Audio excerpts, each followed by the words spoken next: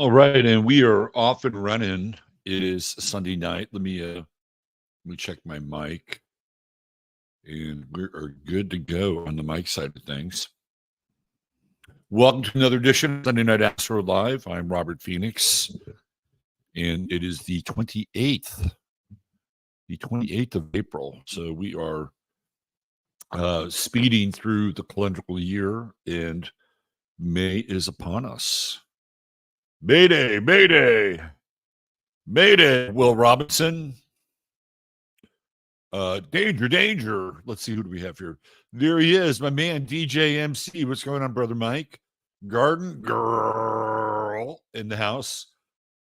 Charlie. Flat Earth Hippie, what's happening? FH, Knight of Cups. Happy Sunday to you. There's my man, Thomas Jordan.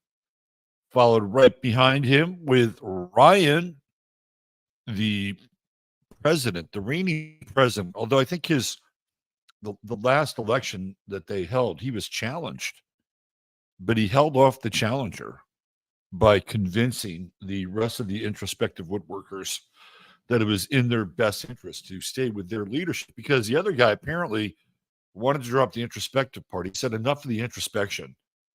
We have to be extroverted. And so there was some infighting in there. And so introspective actually won out again. So congratulations, Ryan. You fought off the competition there, and you are still the president of the International Introspective Woodworkers Union of the World. If I had an applause button, I'd hit it right now. Soul Secret Service, Triple S. What's happening? We're glad you're here for the live.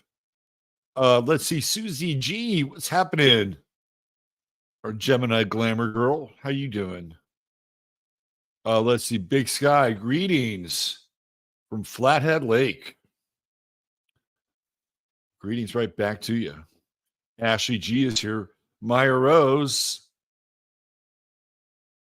Tipasa Maya Rose. Maya Rose, I have not forgotten you. I have not forgotten you. I promise.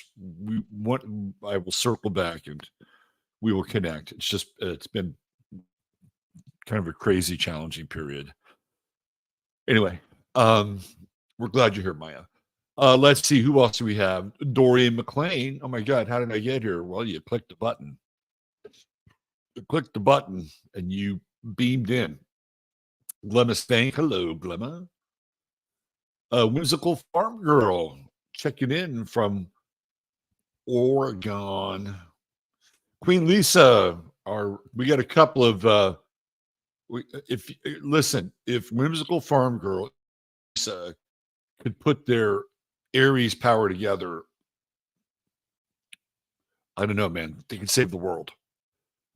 Save the world. Two women with the most Aries I've ever seen in any chart. Wild Magi 11, what's happening? AstroLive coming at you. Bill Smith. Hello, Bill Smith. Sandy D. You, the lovely and talented one. Dr. Joan S. in the house. Hey, there's our birthday boy right there. Mark S. Happy solar return, my friend. Need to catch up one of these days. Aaron L., good evening back at you. Anthony Cluth, meow, meow. Let's see, right in the middle of a beautiful mess. It sounds like a song. Laura E., good evening. Good evening, Laura E. Peter Byron, what's up? Amazing weather down here in Vero Beach, Florida. Lately hasn't gotten hot or humid yet.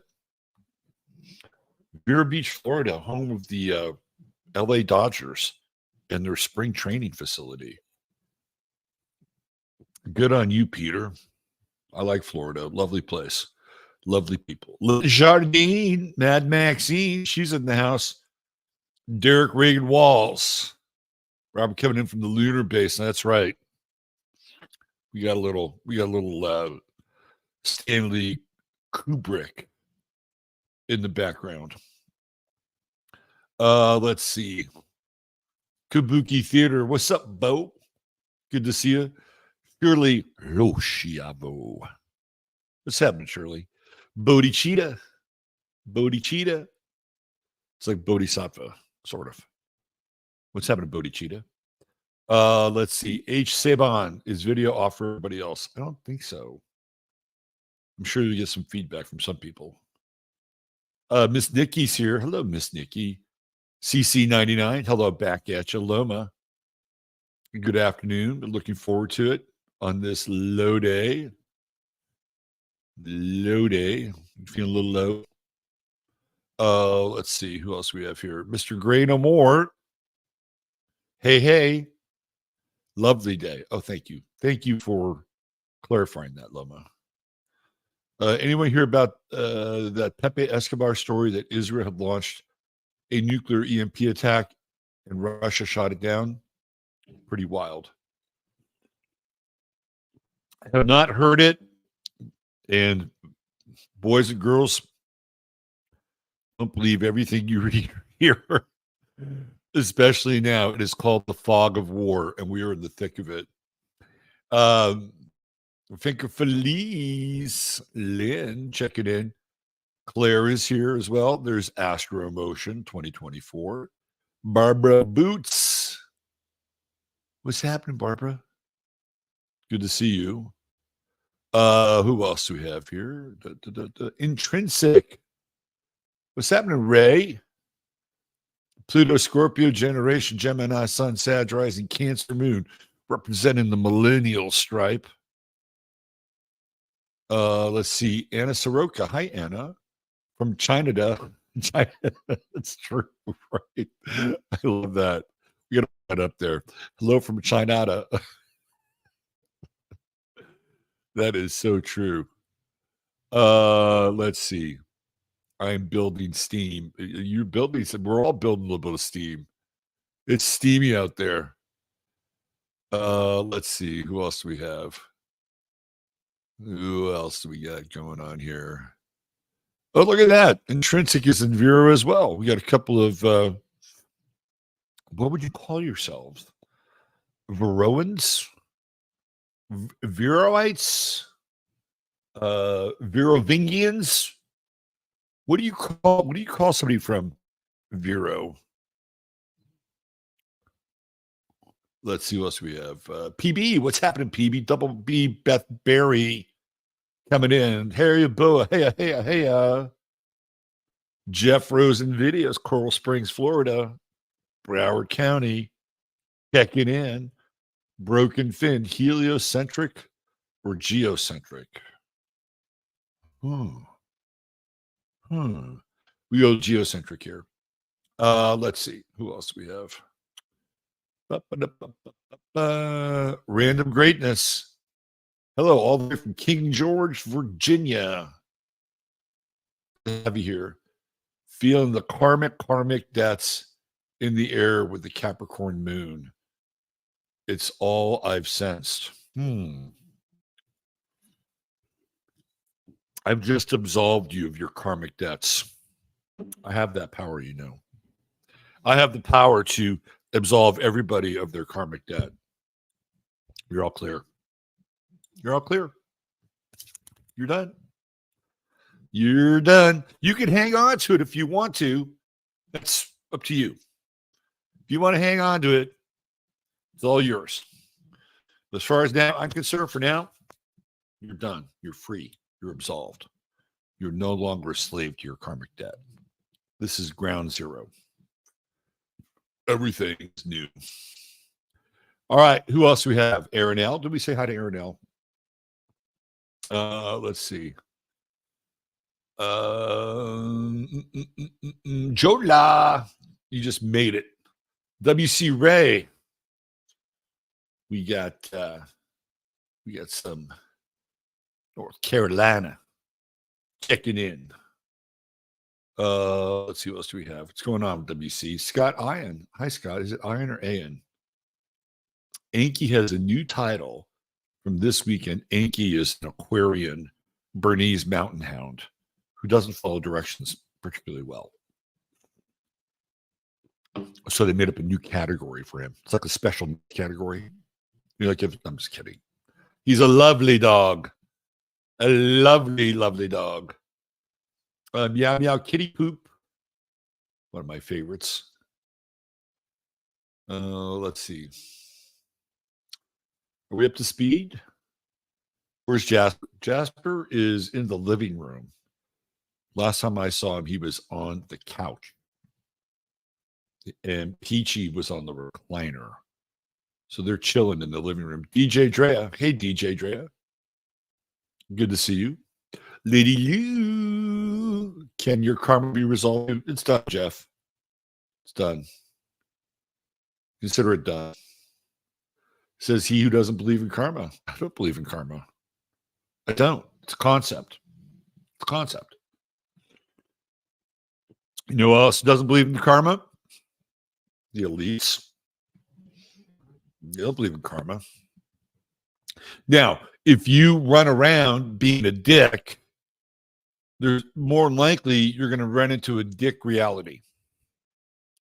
That's like basic, right? If you're a dick most of the time, you will run into dick reality. If you are a kind and loving person most of the time, you will run into kind and loving territory in reality. That's pretty simple, right? It's pretty simple. Now, these things that pop in out of nowhere, seemingly nowhere, which have no correlation or connection to who you are in present time, I don't know what to say about that. Right? I don't know what to say about it. I tend to think that that's unresolved psychological baggage. Everybody has unresolved psychological baggage, and it shows up. It's that junk DNA that hangs out in the 12th house, and then you have to deal with it at a certain point. I mean, that's really what it is. You know, the Saturn going through the 12th house is like sweeping the minefield. You know, and so we have, I don't know how much we've talked about this, but over the course of a 30-year cycle, like a Saturn cycle, 30-year Saturn cycle, let's say Saturn right now is going into your 8th house. What is it? 14 Pisces. So let's say your 12th house cusp is, well, 14 Pisces. That means you'll have roughly, if you have a roughly equal chart, and I'm talking about equal houses or whole signs, but if you have an equal chart, that means that 14 degrees of your 12th house would be Aries, right? So we'll just use that as a model. So if Saturn went into your 12th house today, what is the net effect of that? The net effect is that 30 years ago, which would have put it around 1995, let's say late 1990, Saturn had a weird orbit cycle during the last time it was in Pisces. But that's theoretically the last time that it would have been there. And that means that 30 years roughly had elapsed since that Saturn cycle. So what happens during that 30-year period? Well, during that 30-year period, this happens to all of us. We have experiences in our life that have not been completed or processed, and they have to go somewhere. Like let's say, for instance, you have a falling out with a friend and you never resolve it. There's resolution. That experience has to go somewhere. So where does it go theoretically in the chart? It goes into the 12th house. So the 12th house becomes this collector of unfinished business that eventually has to get reconciled. It has nothing to do with karma. It has to do with unfinished business. They're like, I would say, for lack of a better term, energy patterns, because everything is energy, right? They're energy patterns that got disrupted, or they're energy patterns that got, or their energy patterns that became truncated. These are the things that, for whatever reason, they just got shuttled off to the side because we're all busy, right? We're all moving through our lives.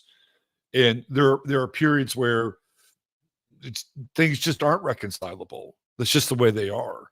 So those experiences wind up going into your 12th house. You got to go somewhere, right?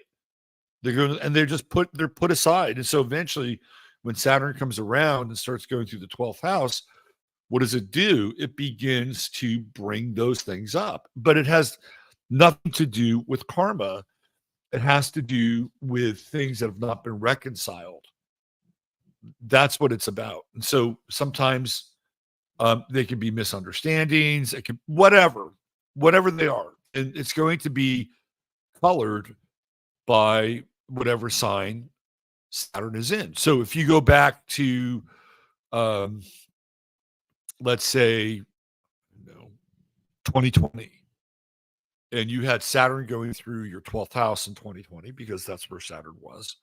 It was in Aquarius, so it's going through your 12th house in Aquarius, and you just happen to be a Pisces rising, right? What would be one of the things that you would have to go through during a time like that? Well, you'd have to go through things like limitations around friendships, broken agreements, being disassociated from groups. And clearly during a time like COVID, well, that would really fit the bill, wouldn't it?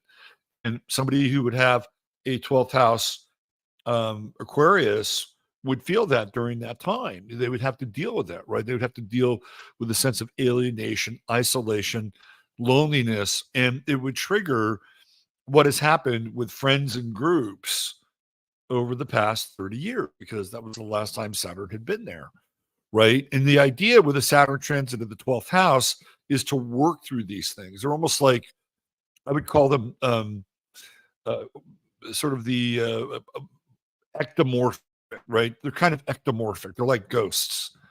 And you have to work through them and get through them so that when Saturn hits your ascendant, you've cleared everything out, right? That's the nature of it's like the 12th house is the house of the soul. And then there's a reckoning when Saturn comes to the 12th house. There's a reckoning. And it really doesn't have anything to do with karma. It just has to do with these energy patterns, these kind of ectomorphic energy forms that have to go live somewhere, and then they're resurrected like ghosts in some ways. And a lot of times you don't even have to deal with the same people because it's an energy pattern, right? So let's say, for instance, we'll use Saturn in Aquarius as an example. So let's say you had a falling out with a particular group or a particular friend, but it was from an earlier period of time, right? It was from an earlier period of time and it never got resolved. Now you have Saturn going through the 12th house, and you're going to experience something very, very similar. It doesn't even have to be the same person. It could be a person that's like a stand-in for that person.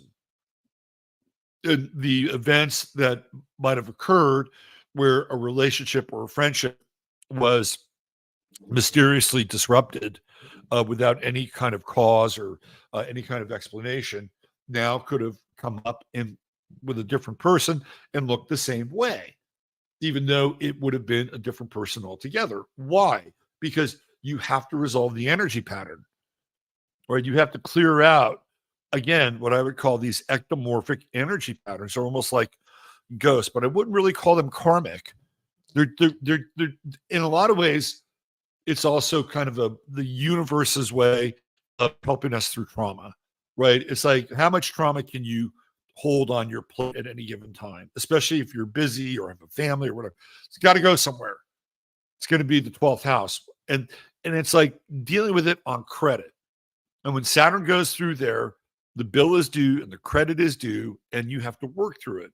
And the whole idea is so that when Saturn hits your ascendant, you are whole with your soul, right? You are whole with your soul, since the 12th house is the gateway of the soul. And Saturn comes to sort all those things out. But again, I would not use the word karmic. I would use the word unresolved. these unresolved relationships or unresolved energy patterns or unresolved ectomorphic like signatures is really what it's about. Because anybody can be anybody. It doesn't have to be the exact same person, but it has nothing to do with anything bad that you've done, right? It's not anything about that. It can take on a certain resonance, and it can deal with like darkness in some ways, right? Like if you haven't fully realized and walked through what you've done for the previous 30 years based on where Saturn is going through your 12th house, it could look a certain way. And you might say, well, it's karmic. Well, not really. What it is an awakening to the lack of awareness that the individual had experienced over a period of time, depending on what we're sign. And it's all going to be different when Saturn goes to the 12th house. It will never be the same. When I had Saturn going through my 12th house from 2012 to 2015, it was going through Scorpio. And I got to relive a lot of the scorpionic kinds of experiences I had in my 30s when I had Pluto and Scorpio in my ascendant. And that was a period of time when I was, let's just say I was very self-involved. And some of it was conscious and some of it was not conscious, but I was really working Pluto in Scorpio on my ascendant. And so during that period, there were people that I had hurt during that period of time because I was very self-centered. And when Saturn went through my 12th house, and again, this is not karmic, but these are energy patterns that are unresolved. And so I got to understand what it was like in some ways for me to be one of those people, but not exactly being one of those people, but I got to experience something very, very similar. And so what I had to do is I had to reconcile those relationships and even the relationship with my quote unquote self, so that eventually when Saturn would hit my ascendant, just like everybody else, you have that kind of rebirth moment. So Scorpio is very different than Aquarius, as it's different than Pisces, as it's different than Libra. So for me, it was going into the underworld. That's what it was about. It was dealing with the underworld, and it was appropriate.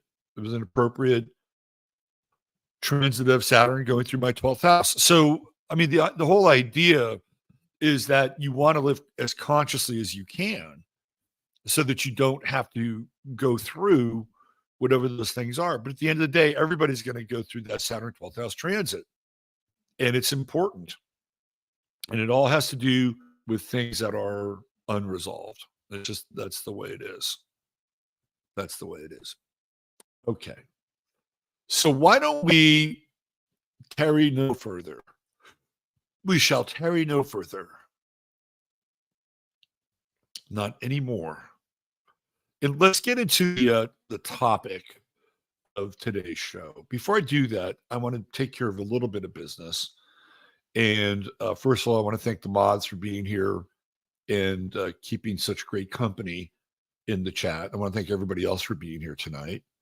And we have to give a little shout out at the beginning of the show to my buddy Chris over at True Hemp Science. And if you haven't discovered True Hemp Science, I suggest you go on over there. So truehempscience.com is the website, and Chris has put together some of the best CBD products you can find on the internet. They're all organically sourced, and they're all individually synthesized and alchemized, and it's just great stuff. And with $100 or more, if you type in 15MINS, you will get free shipping. I'm sorry, no, take it back. You will get a free goodie bag with your purchase of $100 or more. and you will like the bag. I promise you. $150 or more gets you free shipping, and there's always a 30-day money back guarantee. I am open for business with readings again. So we had a little bit of a break in the action with PayPal. And for those of you who have been on the fence with getting a reading because PayPal's involved, but you don't have to worry about that anymore. So go to robertphoenix.com /services, and you can check out all the offerings there. All right. I think that's it for the notices. Let's get into the show. So I did a show on Friday here on this channel, and I talked about, I gotta get rid of the banner. Hold on. Here we go. I talked about what's going on college campuses across the country. And this was kind of a theme all week over on 15 minutes. So why don't we go, and I know that some of you don't watch that show. So why don't we go back and let me do this. Let me just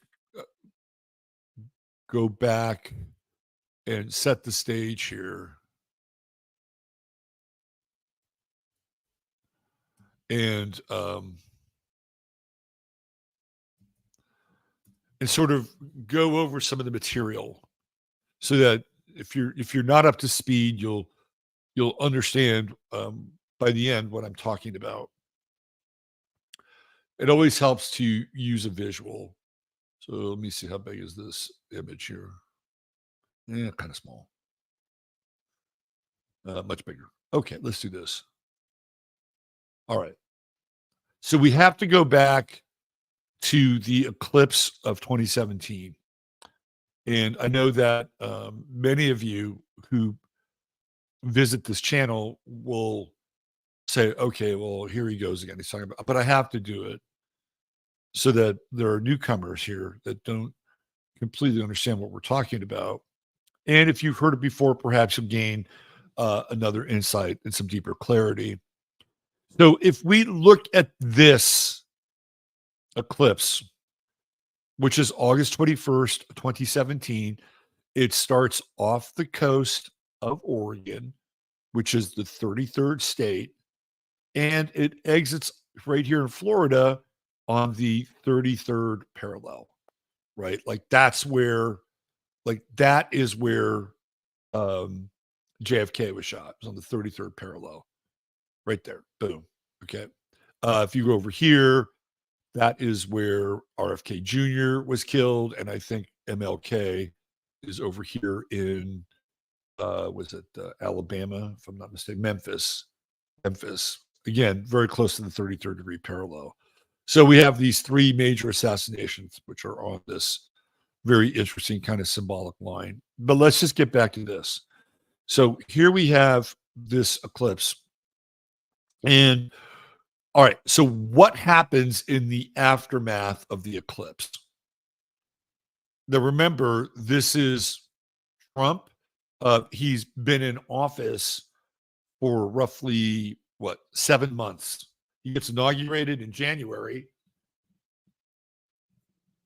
And here it is in August. So 7 months. Almost 8 months. I think it's 8 months.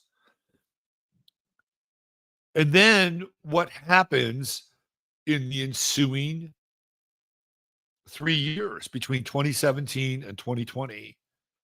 The country gets cut in two. And even though it is not as geographically correct as the Mason-Dixon line, it's pretty close, right? It'd have to be somewhere like sort of here, I think, right? Right here. But yeah, I mean, really, if you're looking at this territory, roughly from Kansas or Texas, this is really where everything was pretty much happening, right? Like California was still just a blip on the radar. The Western states were a blip on the radar. Everything with the Civil War was happening basically from here to here to here to here, right? So we have this division between the states that happens during that time. It's very Civil War-like, right? I mean, this is what the line of this eclipse represents. And if you look at what happens, the aftermath of that eclipse, the country literally gets split in two. And we've talked about this before. So you have right versus left, Democrat versus Republican, conservative versus progressive. You have black versus white. You have non-binary, trans, LGBTQ plus versus binary gender normal, right? Gender traditional versus gender progressive, right? You have all these binary associations and these binary polarizations taking place from this point forward. And it comes to a head in 2020 with the Summer of Floyd. And we've talked about the Summer of Floyd because of the significance of the symbolism of the Summer of Floyd. It happens on May 24th of 2020, which puts it in the sign of Gemini. And it takes place in Minneapolis, which is the Twin Cities. And of course, that is where Prince is from, right? And Prince was known as the Purple One. And Prince's group was the Revolution. And earlier that year, I think it was in 2016, and it was, if I'm not mistaken, April 21st, which is the Queen's birthday. That's when Prince dies in 2016. And then it's 100 days from then until the election, if I'm not mistaken. Is that right? Pretty sure it is. There's a significant number in there. I have to go back and look at it. But it's all twin symbolism. And even with George Floyd, there's a guy named Steven Jackson who played professional basketball who proclaimed to be George Floyd's twin. So this whole idea of splitting and twinning is a big part of the energy from this eclipse.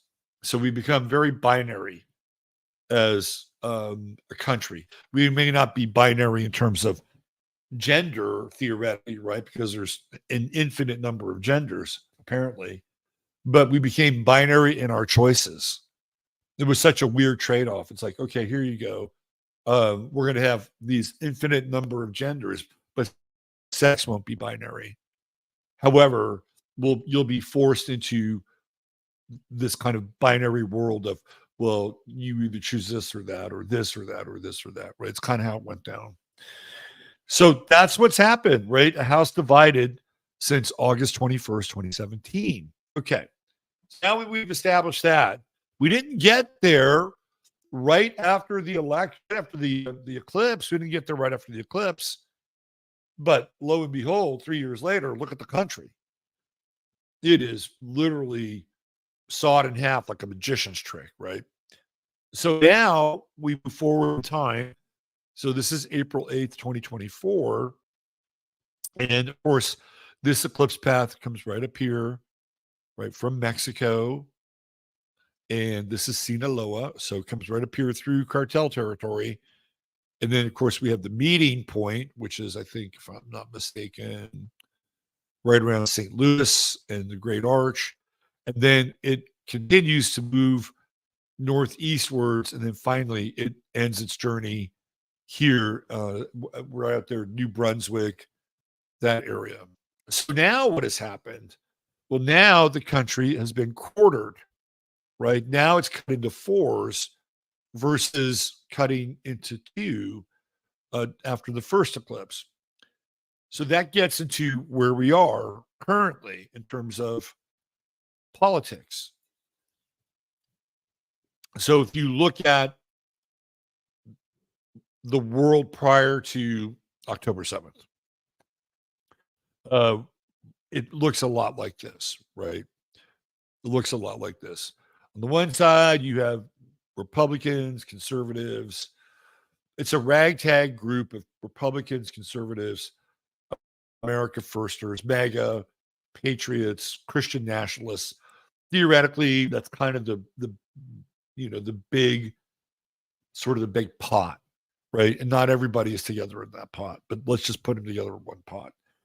Then on the other side, you have the left, the liberals, the progressives, the social Marxists, the Marxists, communists, and they're all in the other pot, right? The Democrats.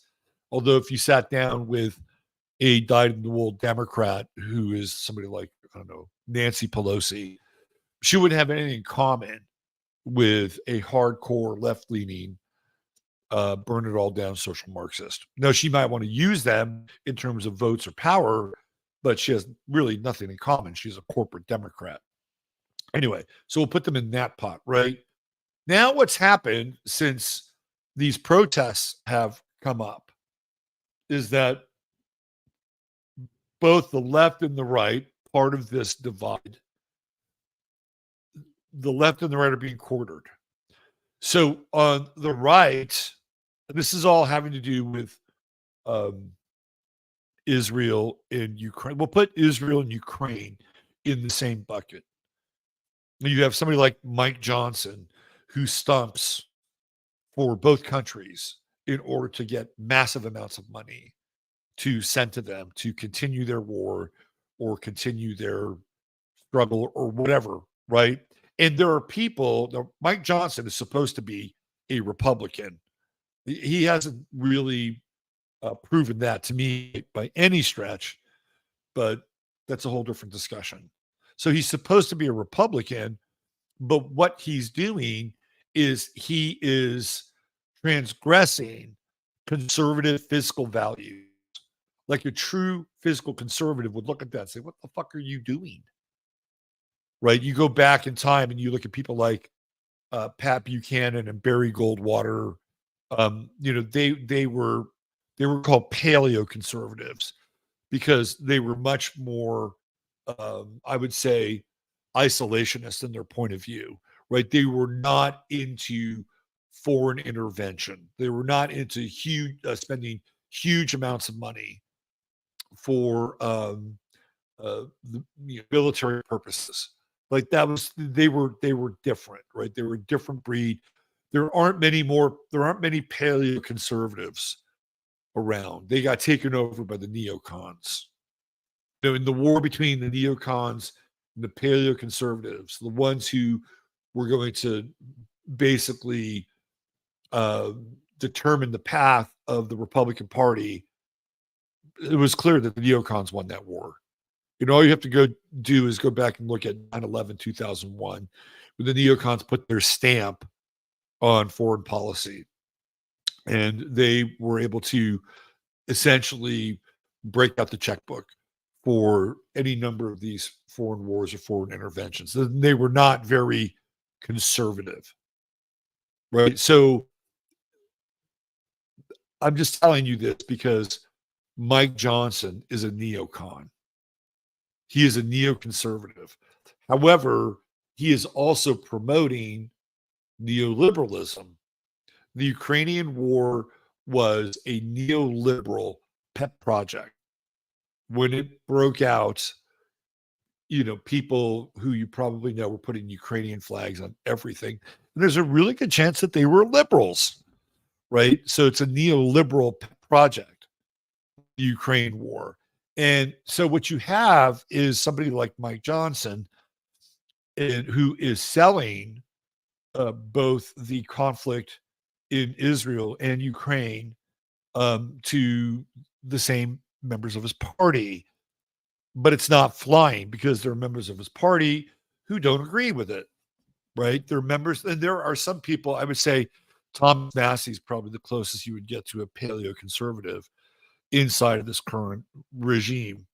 And now you have this forking off inside of the Republican Party. And they're like, no, we're not into this. We don't want you to spend this money. Theoretically, we put you in this place so you wouldn't do this. And I'm not really sure if they really fully understood the strategy behind what was going on when they removed Kevin McCarthy. But I think it was clear from day one that Mike Johnson was going to be their guy, right? And this is exactly what he was going to do. But in doing so, he has literally cut the Republican Party in half with people who are not about spending, who are not about foreign intervention, and they are shouting him down, right? Okay.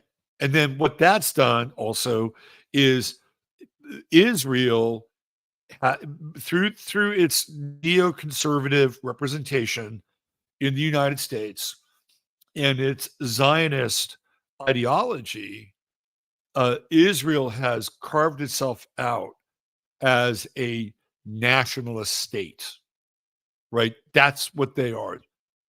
Zionism is a form of nationalism, but it is uniquely bolted onto Israel and their right of return, right? So it's not nationalism in the same way that we would look at our country as being nationalistic.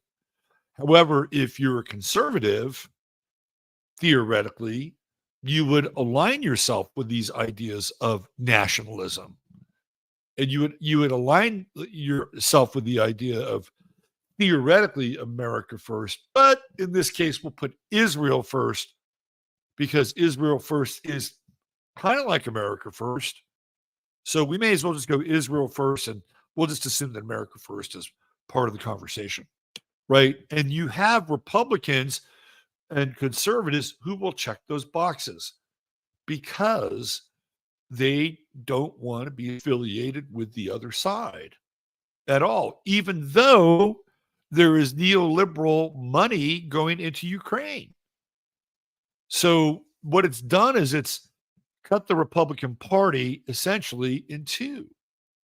You have a group of people who are all for foreign intervention, foreign wars, funding them at any cost, and particularly because one of them happens to be the sole representation of quote unquote democracy in the Middle East. That's what they'll tell you. And then you have another group which is saying, what are you doing? Why are we even involved here? It's not our country, right? I mean, theoretically, they're true, but, over the course of an extended period of time, these two countries have been grafted together and they're pretty much one country at this point. But you'll hear that inside of the Republican Party. So that's part of the quartering. The other part of the quartering has to do with the Democrats. So the Democrats, well, they voted for the spending bill as well, right? They're all over it. They're all, let's throw that money at Israel because we're going to get money to go to Ukraine. So you have these weird pet projects, one which is liberal in its inception and neoliberal, actually neocon is its inception, but it's a neoliberal cause, right? It's a neoliberal cause because Russia is the great Satan. So anything to defend Ukraine against Russia. And so you have that, and then you have the neocon sort of Zionist cause inside the spending bill. But again, if you're a Democrat and you're a younger Democrat, you're looking at what's going on here and you're saying, you just approved this spending bill to Israel, the same Israel that all these campuses are being occupied by theoretical voters who theoretically would vote Democratic again, right? So what are we seeing here? We're seeing the quartering of the Democratic Party because there are people inside that party. Just go watch any episode of Jimmy Dore. You'll know exactly what I'm talking about. Like those guys are Democrats and they will have nothing to do with any foreign policy that encourages any kind of violence against the Palestinian people. And those guys are anti-war. They're anti-donor class, right? Jimmy Dore represents sort of the fallout of the Bernie Bros. who could not, Bernie couldn't push the car across the finish line, but they're still around, right? And during that time, they have seen the corruption of the Democratic Party. And so what we're seeing again now in this manifestation is high levels of corruption in both parties and these ideological Rubicons that they have crossed. And so inside both parties now, you see them being halved, right? You have these sort of dueling factions inside both parties. So that's what I mean by the quartering. Then this is, and we're just getting started here, right? Remember when we went through this eclipse, things didn't get really cooking until 2020, but you could see how things were building up, and they were unfortunately building up around, people like, let's see, I forget their names now. Freddie Gray. I think Freddie Gray was on the Obama watch, if I'm not mistaken. But clearly, George Floyd, Aubrey, what's his name, down in Georgia, the gal in what was it, Memphis or Nashville? I think it was Memphis.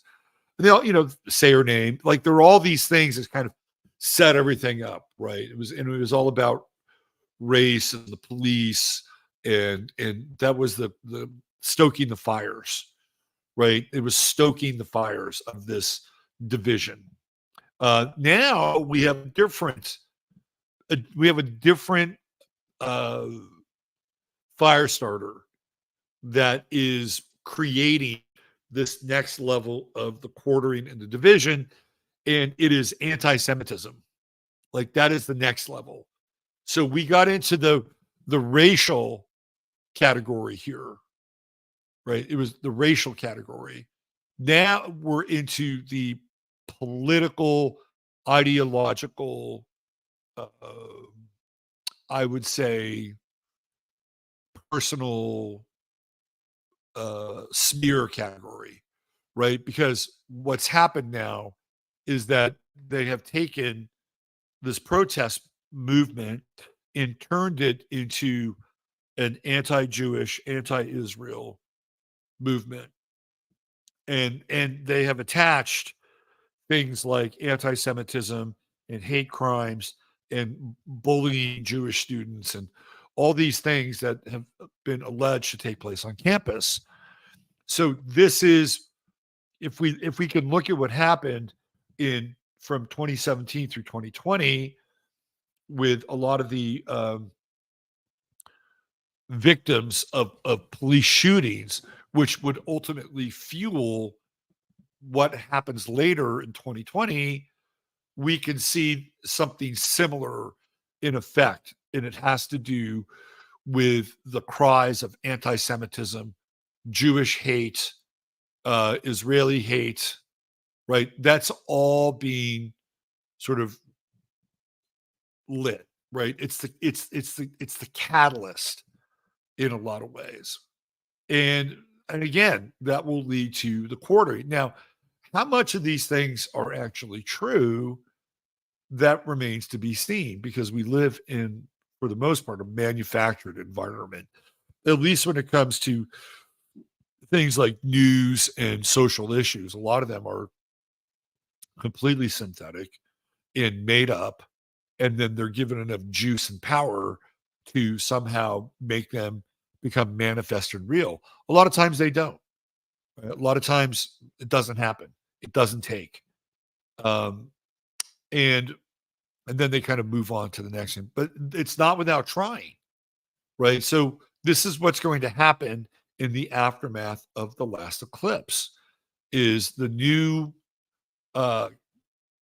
flashpoint and the new fire starter is going to be anti-Semitism. And what we've seen over the last roughly 2 to 3 weeks are college campuses all across the country being taken over by protesters. And, we talked about this on the Friday show. And it just so happens that a lot of the protesters happen to be in colleges or at colleges and college towns where there are a high number of soros judges who have been put into place so that if and when there is a social conflagration, that the judges would be lenient on the people that would be arrested and put them back out on the streets. And then we looked at this on Friday as well, and that there seemed to be a fair amount of coordination between some of Soros's nonprofits through the Tides Foundation and the Open Society to invest money in these protests. And you can see it, all the tents look alike. There's a similarity with signs. And you know, what is Soros? And again, I don't want to go back down that rabbit hole, but theoretically, Soros, I'm not even sure he really exists, but theoretically, what is Soros invested in? He's invested in theoretically destroying the country. I mean, it doesn't matter how it's destroyed, whether the left destroys it or the right destroys it, but it seems like the Soros money continues to go into left-oriented and left-funded projects, which are, you know, taking place on the college campuses. Now, I don't know if this is true or not, but supposedly everybody that's been arrested on campuses did not go to those campuses. Now, I'm not sure if that's true or not. You would have to think that at least one person who attended school at one of those campuses, and there are a lot of them, and they're starting to mushroom, right? But you would think that a lot of there'd be at least one. I don't think that like absolutely no one. But that said, you know, there are professional protesters in the ranks, and they will bring them out and they will pay them, and they will be agent provocateurs inside of the crowds. And there's no difference in some ways of, like, say, January 6th protests, which there were clearly people at that protest who were identified as being part of other protests earlier that summer under the guise of a different banner and a different acronym and a different name. They just changed shirts and they just changed hats, and they were there to, you know, throw a little gas on the fire, right? So, what, you know, is there any difference between then and now? Probably not, right? Because there is basically a professional protest class, and a lot of them, not a lot, I would say a fair number of them are probably engaged in other lines of work and affiliation that make them, let's just say, at the very least, friendly with alphabet agencies. So there's a lot of crossover, right? There's a lot of crossover between these groups and other groups that are connected by your tax-paying dollars, right? So what we have is this really interesting clusterfuck and dilemma happening on college campuses. And when I look at it from my perspective and my point of view, it's like, okay, well, I can relate to the students because they don't want to see this quote unquote cruelty in action. And if you don't think that there is some degree of human injustice, I suggest you go back and watch some of the shows that myself and Russ Winter have done over the past 3 months, where Russ has used both film, video, footage documents from both sides in the Middle Eastern theater. So he's getting evidence coming from the IDF. He's also getting evidence coming from quote unquote Hamas. And you can see what's taking place there. And there are two incidents and events that were pretty horrific. One was the flower massacre, and the other was the chefs who were clearly driving. These are these chefs. They go there. They go to all these events around the world, and if there's a disaster, they go in and they feed people, and they just don't feed people arbitrary food. They tried to feed them food that they're diet is accustomed to, right? Whatever that is. So if they came here to the hill country, they'd have to figure out how to make chicken fried steaks and smother them with gravy and make biscuits and a whole shitload of mashed potatoes and fried okra. So if we had a disaster here, they'd have to come here to learn that, which is pretty easy. It's not that hard. But that's what they do. So this one van, it was like a food truck, right? And it had their markings on the roof. The Israelis knew the route. They knew where they were going. And guess what? Well, they got kind of blown up. And the people that were in that truck, they died. Even with all of the forewarning and route mapping and everything. So when you look at like these things that have happened, and these are just two incidents off the top of my head, you drill down and you're going to see this in a very different light, right? A very different light. And if you're a human, your natural response is, that's fucked up. That's really fucked up. How could they treat people that way? Right? If you're a human, you theoretically have empathy. How can they treat people that way? So when I see that, I'm like, yeah, how can they treat people that way? I'm actually, I'm kind of leaning in, right? I'm kind of leaning in that direction. But then I look at the protesters, like, they're wearing fucking masks. And I guarantee you, if you sat down with them, they'd be, fill in your quote unquote liberal progressive agenda.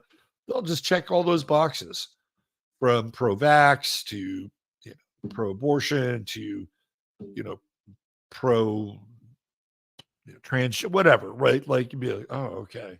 So these are the people that I hold a moral affiliation with because I don't like what's going on there. Oh, geez. Ooh. Then if you're on the other side, right, you have all these. Today was interesting because today they had at UCLA, the Jewish community came out in force at UCLA, which is near Westwood and Brentwood, right? Those are very heavy Jewish in demographic representation. So they were out in force today, and they were there to counter the protests of the left, right? And everybody there who is countering the protests, well, they're not wearing masks. Oh, well, isn't that great? You're not wearing a mask. But yet they're flying these flags that are half American and half Israeli. And they're talking, they're running speakers up there, and they are taking on the so-called left and their support for Palestine.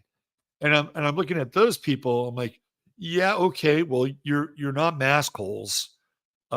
Clearly, you're probably we're gonna agree on maybe more things than not. But I'm having a real hard time, wrapping my arms around you, right? So, like, yeah, I get it. Over here, you're like pro-human, pro-empathy. I'm with you on that. I'm not with you on the other stuff. Over here, you're like, you got your own narrative, right? You got your own agenda. And it's an agenda. And it's like, where's America in this now? Could you please remind me where America is in all this? We're talking about that country. I see that country, which is theoretically your country, either by ideological embrace, or perhaps you have dual citizenship, like a number of our politicians who happen to have dual citizenship. So we're in this weird kind of binary set, but the binary set is based on this quartering. And I'm just sitting there looking at this whole thing, and I'm like this. I'm like, okay, well, where are you guys going to go next? Other than identifying with the struggle of the Palestinian people, which I have identified with for quite a long time, ever since Rachel Corrie got ran over by that tractor, and ever since the USS Liberty mysteriously got sunk out there in the Arab Gulf, right? I'm like, yeah, I think that they need to have a little bit of a different policy. Like, why don't you just treat each other like humans? Oh, what about Hamas? What about Hamas? Are you for Hamas? See, this is the whole game, right? What about Hamas? Are you pro Hamas? No, I'm not pro Hamas. I'm not pro Hamas. You know what I am? I'm pro American. That's what I am. I'm pro. Where were the Americans at those protests at UCLA this morning? Where were the Americans? Where is the group of people that shows up and says, enough of this bullshit? Enough of this bullshit. There's a third voice coming into this protest, and it's about America. And you people, believe it or not, are fucking Americans. Like, you may identify with a group of people suffering in another part of the world, and that's fine. You're human, you have empathy. You may be identifying with a group of people in another part of the world who have established and determined the right to defend their home, their people, and their property, not only there, but on campuses across America. Well, that's fine. You can identify with that, do that. But what about America? What about us? What about this country? Right? The borders are fucking leaking sieve. Inflation is going through the roof. We were out to lunch yesterday, and we went to this place, and they had this steak salad. And it wasn't like you were getting this massive steak salad. It would have been a medium, modest, like tenderloin salad. It was fucking $25 for their hamburger. And they have a good hamburger. Don't get me wrong, this place does. But for their hamburger, you're up around $19, $20 for their burger. And that's not including a gluten-free bun. Gluten-free bun puts it over the $20 mark. The inflation is just nuts. It's through the roof. And if you live in a place like California and you're paying $7 a gallon for gas, I don't know how you do it. I don't know how you are able to get by. California is it's a commuter state. People on average drive from anywhere between 25 to 50 miles, sometimes even more, to get to their job. Now, unless you have a hybrid, Nissan, what is it, Toyota Sentra, right? Unless you have one, not whatever that fuck, I don't know what the Toyota is. They're a little hybrid, right? Unless you have one of those where you're going to get 55 miles per gallon, you're kind of shit out of luck, right? I mean, it costs a lot of money to live in California. Hence the migrations out of California.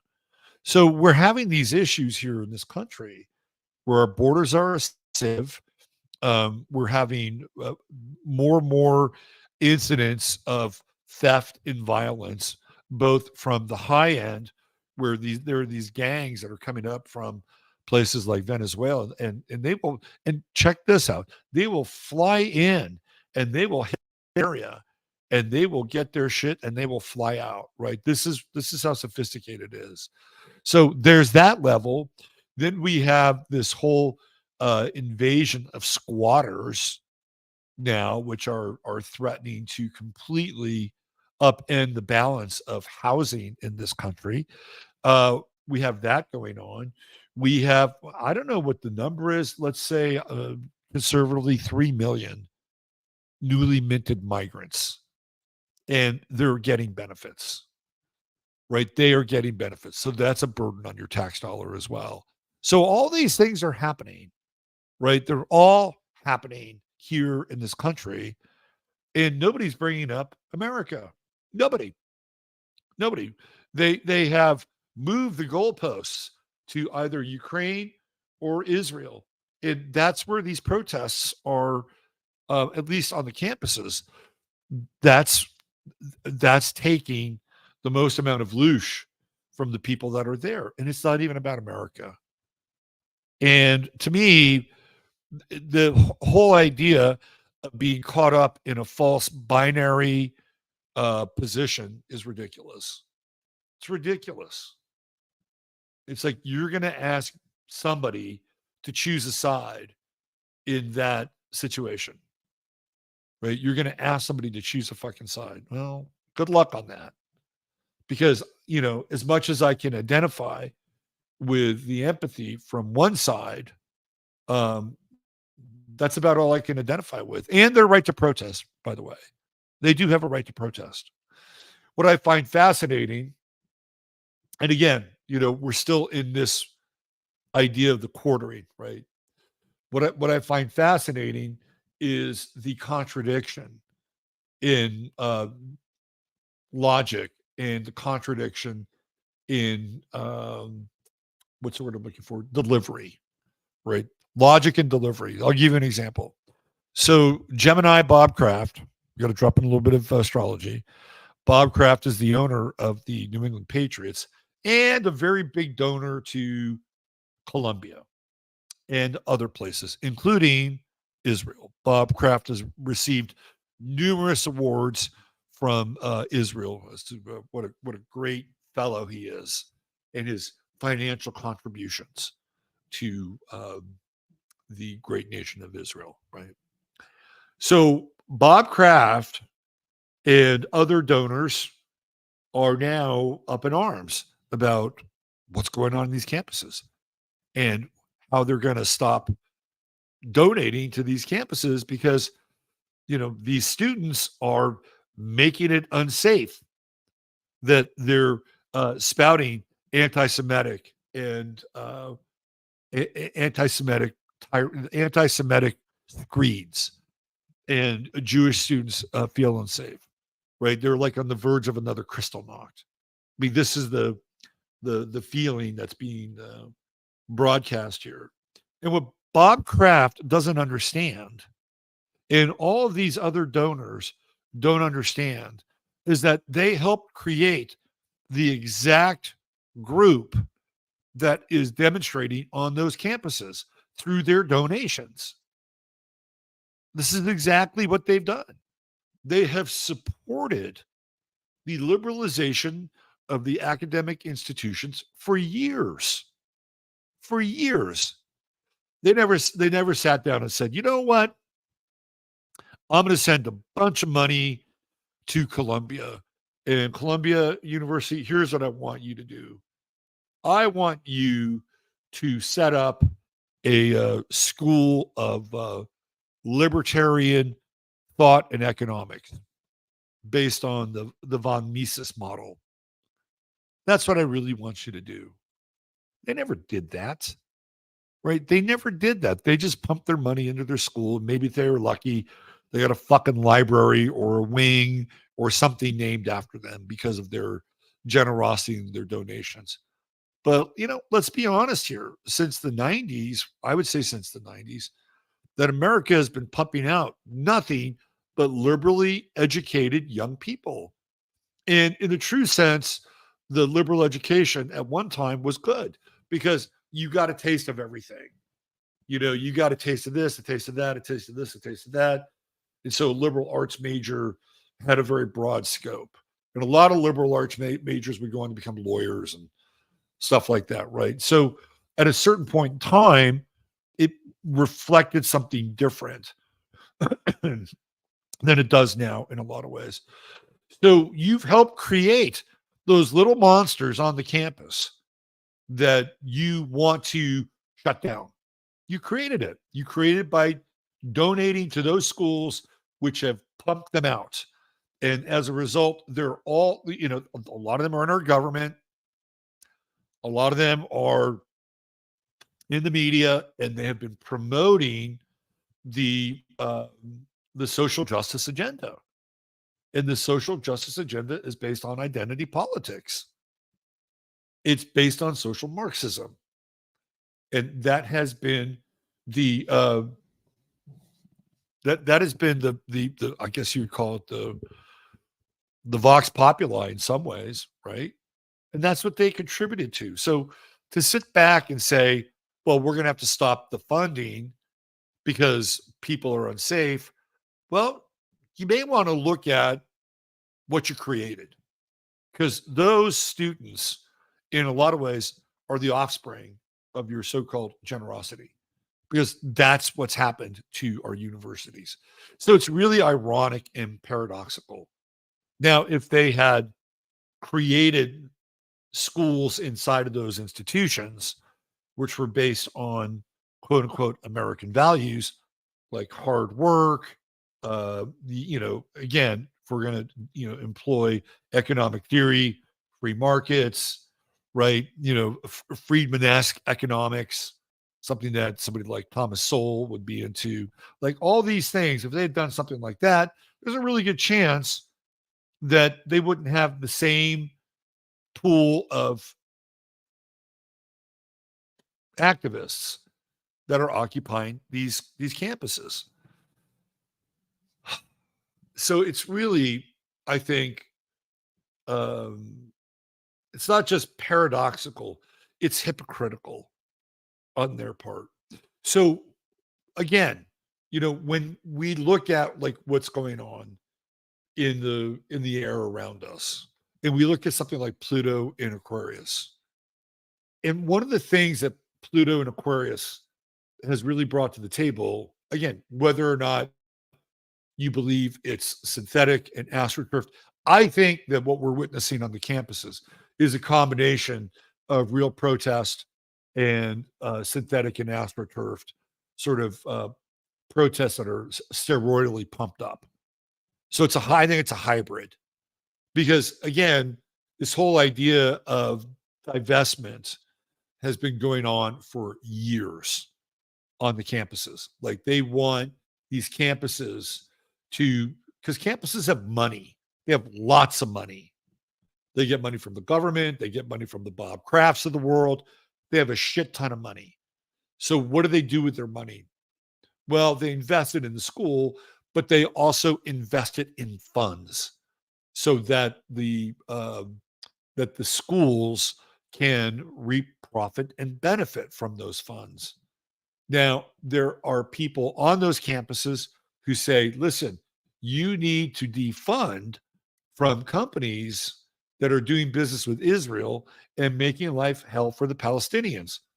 It's just like what they used to do with South Africa back in the 80s, right? They would do the same thing.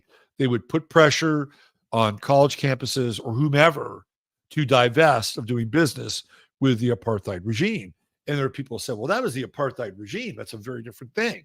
Well, yes and no. There are some people who would say, well, it seems a little apartheid-like in Israel. Yeah, there are some people that would say that, right? And at the end of the day, they're using money to invest in these funds, and these funds theoretically would go to help the country that they're investing in. So this is what a large part of the protests are about. Pull your money out, invest it in something else.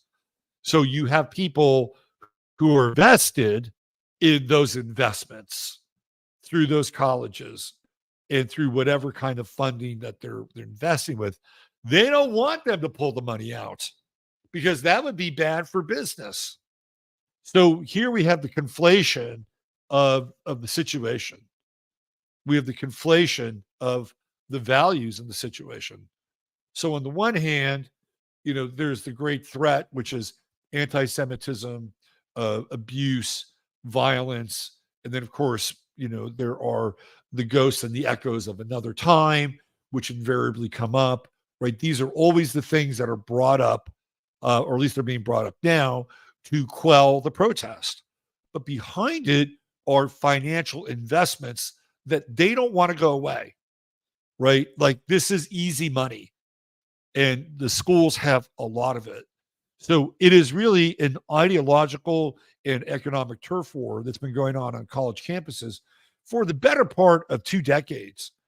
And I remember back in the 90s that, this movement started to happen, right? Like this is when I think Rachel Corrie went to Israel in the 90s and she got ran over by that. But this is where kind of the new activism was starting, and it really breaks out, I think, in the early 2000s. So we're well into 2 decades worth of what they call BDS, which is ban, divest, and strike, right? So it's called BDS movement. So astrologically, Pluto in Aquarius, or an Aquarius, is about groups. But this is what we're dealing with. This is an Aquarian moment in time. Right? This is what Aquarius is about. Aquarius is radical. And a lot of people think that I don't like Aquarius. That's not true. That's really not true. I like all signs. And if anything, I probably, believe it or not, am hardest on my own sign, which is Virgo. Trust me, I'm a lot harder on Virgo than I am on any other sign. And there was a long time where people thought, oh, you don't like Geminis. I love Geminis. They're fucking interesting. They're interesting. And there's Gemini shit that goes along being a Gemini, just in general, right? And there's Aquarian stuff that goes along. Like every sign has their shit. This is the way it is. And I think of Aquarius at times as being reactionary. It's a reactionary sign. And there's nothing wrong with that, right? But if you want to step out of being reactionary, like, then it's like, oh, well, that's interesting. Well, let me just take myself out of this reactionary loop and kind of watch what's going on here from my detached Aquarian position. There's nothing wrong with that, right? But what we're looking at through Pluto and Aquarius is this, and this is different, right? Like these protests are different than protests that have gone on, say, Occupy Wall Street. So Occupy Wall Street was happening in, if I'm not mistaken, 2011, right? I think it was 2011. And in 2011, we had Pluto in Capricorn. Hello, right? I mean, that was kind of an interesting time. It was really early in Pluto and Capricorn. And we're looking at, and I think at that time, Saturn was in Libra. So we were going through that Saturn Pluto square during that time. And of course, with Libra, everything wants to be balanced and fair, right? And when you get into Saturn, you get into this idea of the square, right? Saturn is a square. And where did the protest take place? Zuccotti Square in New York City. So it's very Saturnian. And we were dealing with the assemblage of groups at that time. And, it kind of started all over the country. And then it fizzled out because it got taken over in a lot of ways. And then it was like, okay, we're done. We gave you your little 15 minutes, kaput, done, you're finished. But that was about financial equality or inequality, right? It was all about the 1%. And I was at Zuccotti Square in, I believe it was September of 2011. I'd met Eric Francis there. And I didn't plan on meeting Eric Francis there. He just happened to be there at the time that I was there. So that was really interesting. But that's what that was about, right? That was the last time, besides Black Lives Matter, where we had a social protest movement. And again, there was a lot of pumping up of that movement as well. George Soros was behind it, right? And I think it was Adbusters magazine where it all sort of started generated, where Tim Pool got a start. And there was big money behind, especially the Zuccotti Square protest, because the amount of equipment they had involved in streaming this thing was crazy. Like, wow, where'd you guys get all those fucking computers? Where'd you get that generator from? Where did you get those servers from? Holy shit. This thing is pretty fucking, organized. Anyway, but here we are now, right? Pluto and Aquarius. And this is a moment in time. These are groups, and they're happening. These protests are happening on college campuses. But what is Pluto doing here? Well, it's making everything very extreme, right? Pluto is very polarizing. So we're having these extreme kinds of, demonstrations and dialogues. Really, in my estimation, the third party should come in and say, look, you're both fucking Americans here. Like, look at each other look at each other and let's look at our country, and let's put down whatever is going on over there. Let's focus on what's going on here. How about that?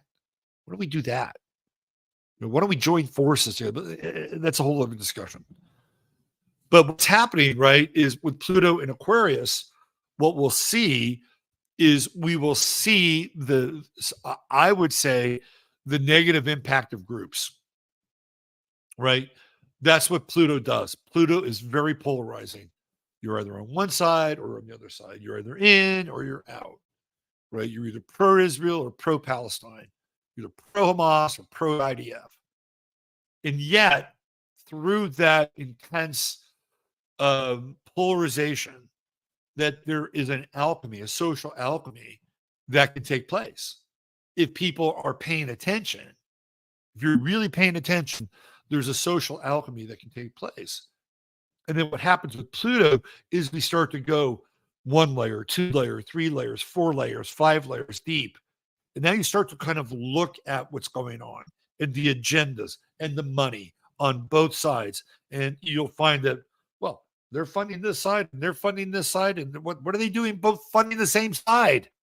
Or they're funding different sides, but it's the same people. How do they do that? Why do they do that? Right? Because that's really the model. That's the model. And so they want to keep this protest alive. It is an ongoing wound. It's like a festering wound. And it's chaos. And chaos is the great social mover. It's a great social mover and shaker. But Pluto in Aquarius will begin this process of uncovering this manifestation behind groups. And who's behind them? And what are they doing? And why? Right?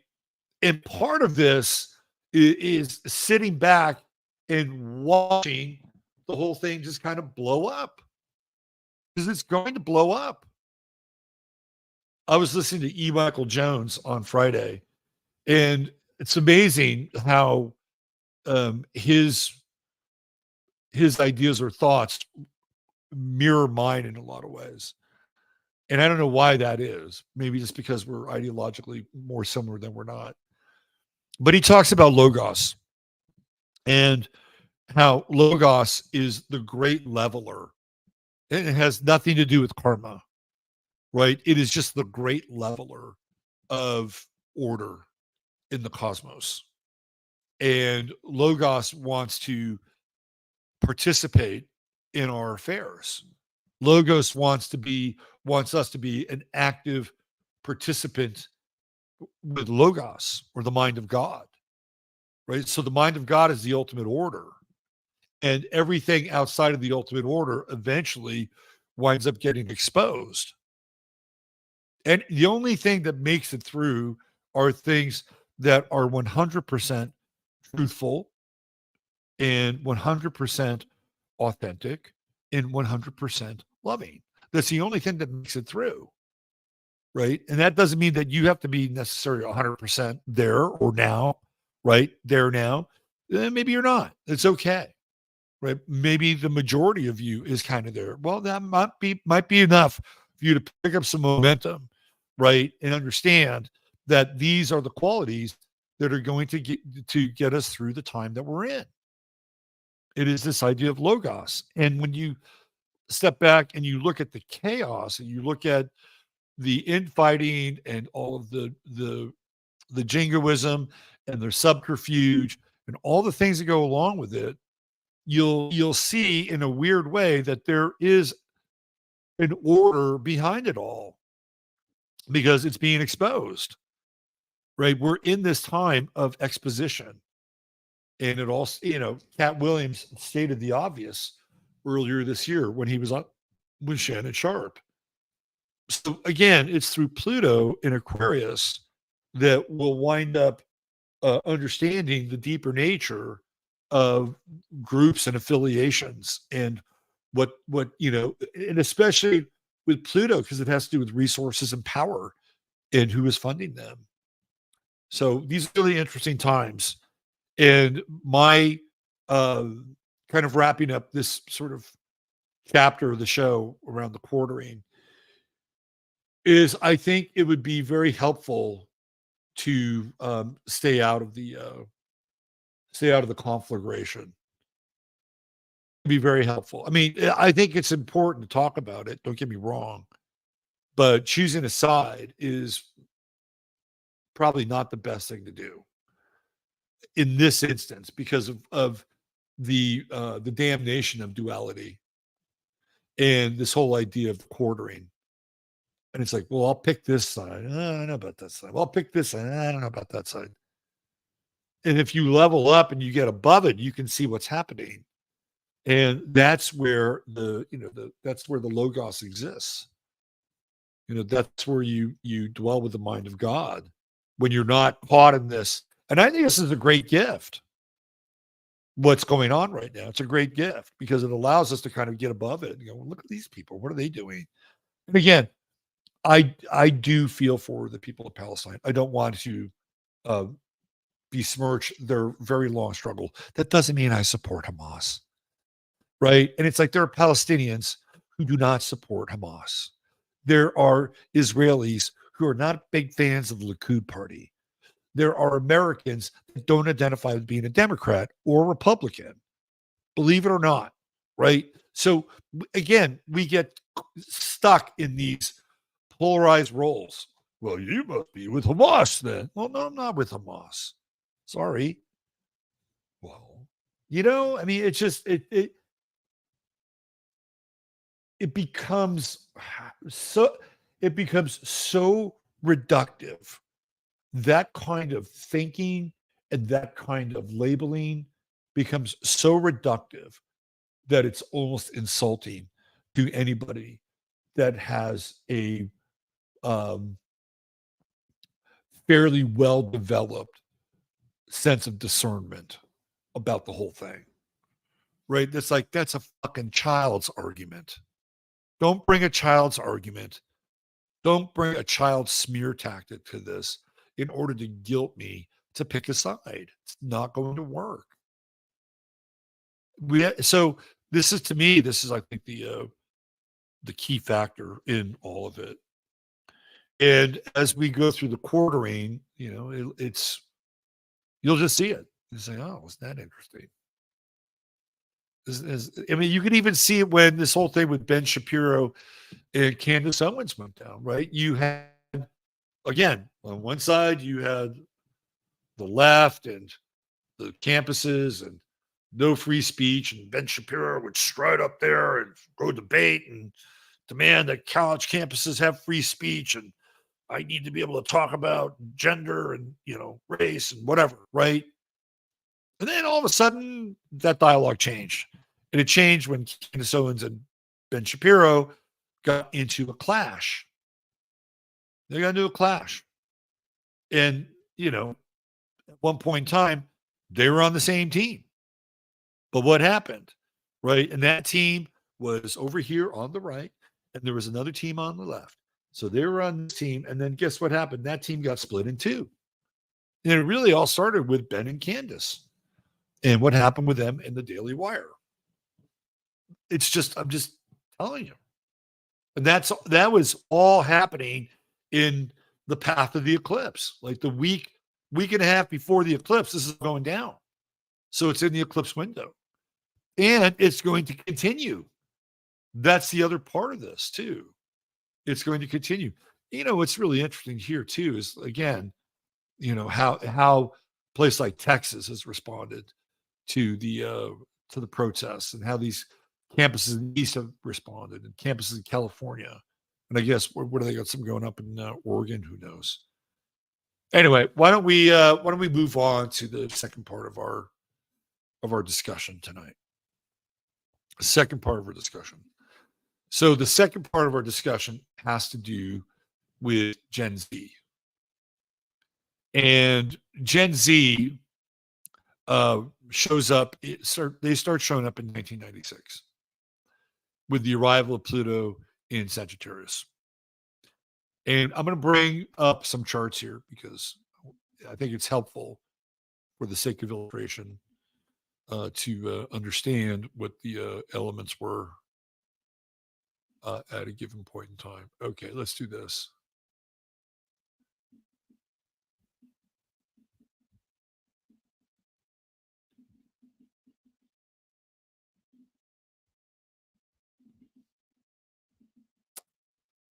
see, do I have it here? No. Hold on. Where'd it go? Yeah, it's right here. Hold on. There we go. All right. So let's talk about the two phases of Gen Z. And let's start with what I call Gen Z phase 1. And right here.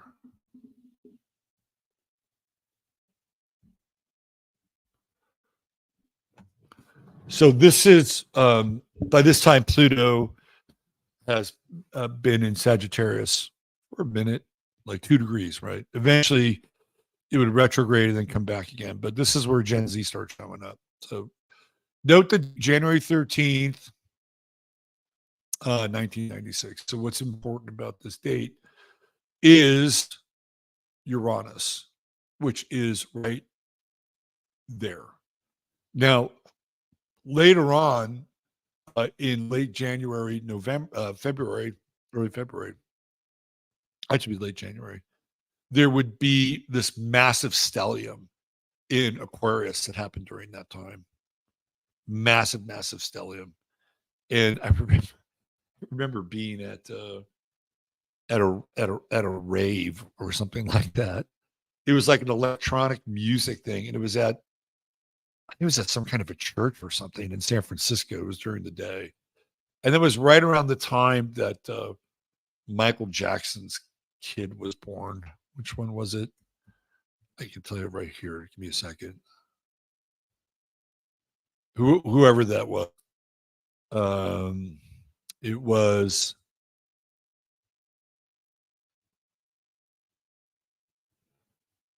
no, Biggie. I think it was Prince. It was Prince Jackson. Let me just see. February 13th, 1997. So I think it was the following year. Yeah, it was the following year. He doesn't look like Michael Jackson at all.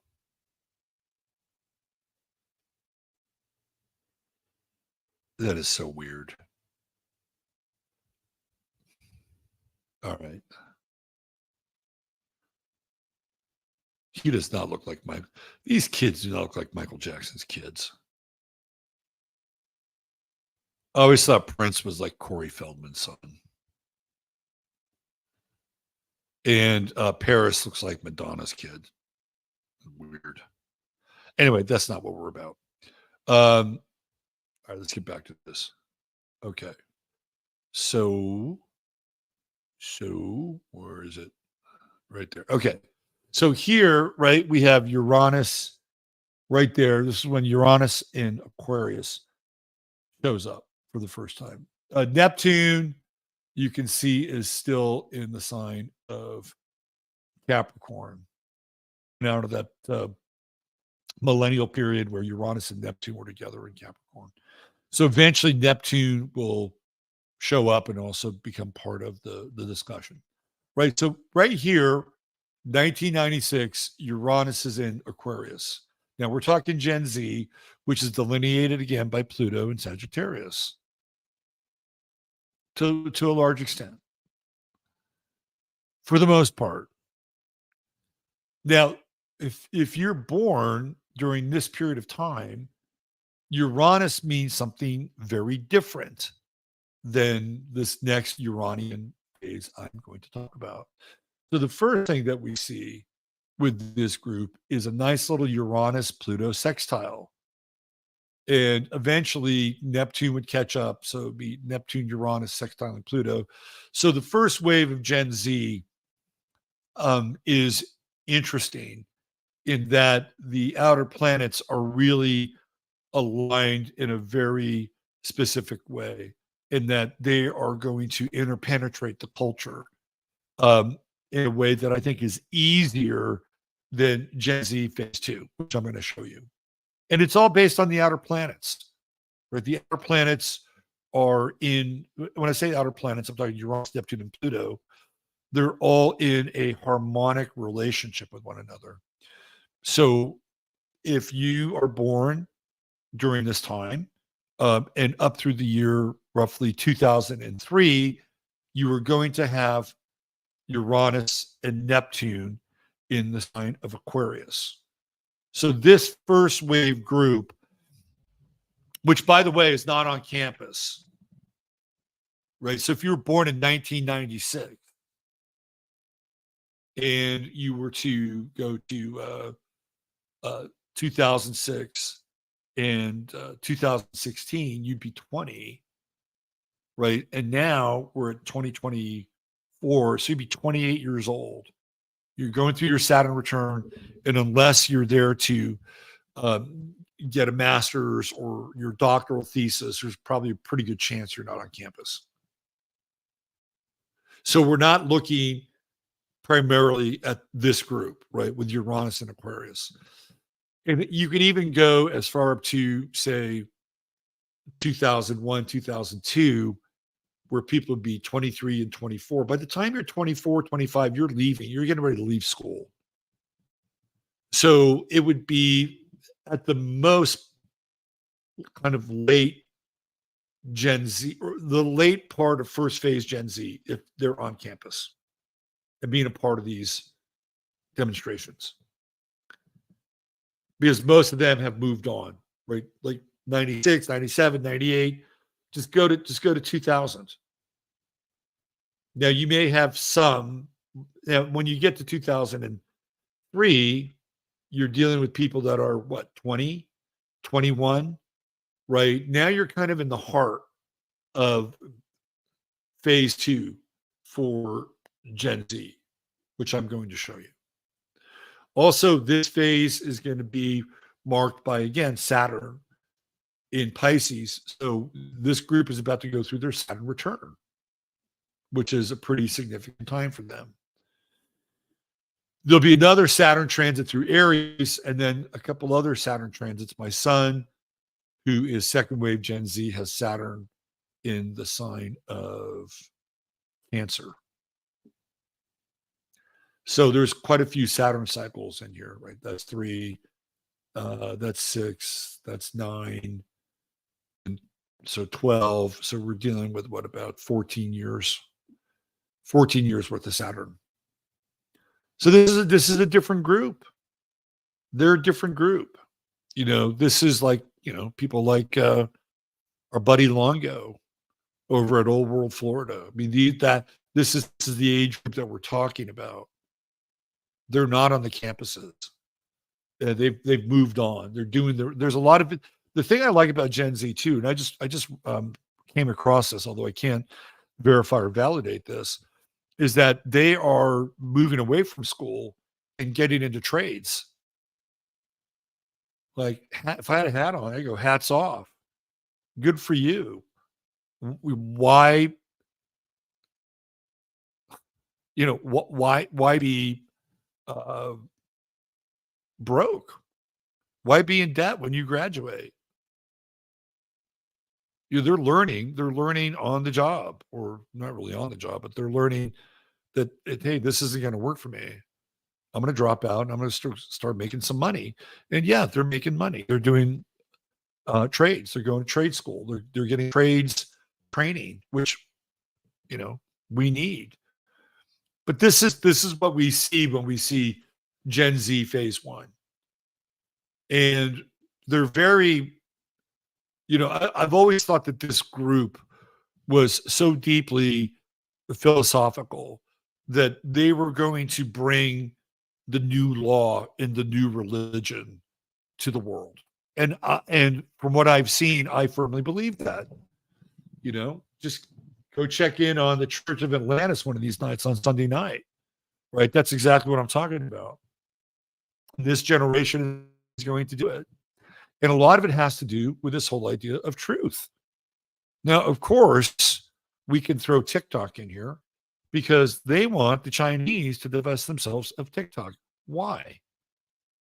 Because there are Gen Zers and some Gen A, but mostly Gen Z, who have taken over TikTok And they're blackpilling the fuck out of TikTok, including issues around Israel and Palestine and quote unquote Jewish power, right? There's a reason why they don't want TikTok around anymore, or at least they want it in the hands of somebody else who can control it, because it's been weaponized. And Gen Z is a part of that, both this iteration and part 2, which I'm about to talk about. So this group is about bringing in the new law, the new cosmology, the new spirit, the new philosophy. And I think this generation is going to be instrumental in bringing this to the world. And believe it or not, a lot of it is astrological. This is a generation that is very into astrology, particularly this group, right? Because Aquarius rules astrology, and they have Uranus and Neptune ultimately in Aquarius. So astrology is not outside of the discussion. And whether we're talking about Gen Z phase 1 or Gen Z phase 2, this whole idea of philosophy looms large. When you look at some of the Gen Z thinkers and speakers, people like, and again, you may agree with them, you may not agree with them, but people like Keith Woods, Uber Boyo, even what's his name, Nick Fuentes, right? They're all kind of in that Pluto and Sag sort of black pill world, but they're also very philosophical, especially Keith Woods and Uber Boyo. They're very, very philosophical. Again, Uber Boyo's into Nietzsche as kind of a philosophical model, but there are other, there's sort of this rebirth of Julius Evola and Rene Guénon, right? There's this idea of these older models of thought, philosophical thought, that are becoming much more appealing to young men, because in each of those thinkers that I've mentioned, and particularly with Evola, there's this idea of the great man and the cultivation of the great man, and then it's every man's responsibility to cultivate some degree of greatness. About who, it's not great in an egoic sense, but it's great in a character sense. So Pluto and Sag is just, Gen Z is just getting started, right? They are just getting started.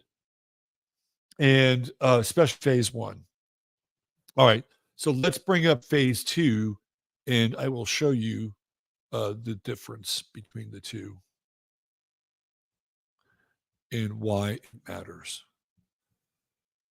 Okay. So this is from March 11th, 2003. And this Uranus enters into Pisces right here, right there, bang. And this marks a very different iteration of Gen Z.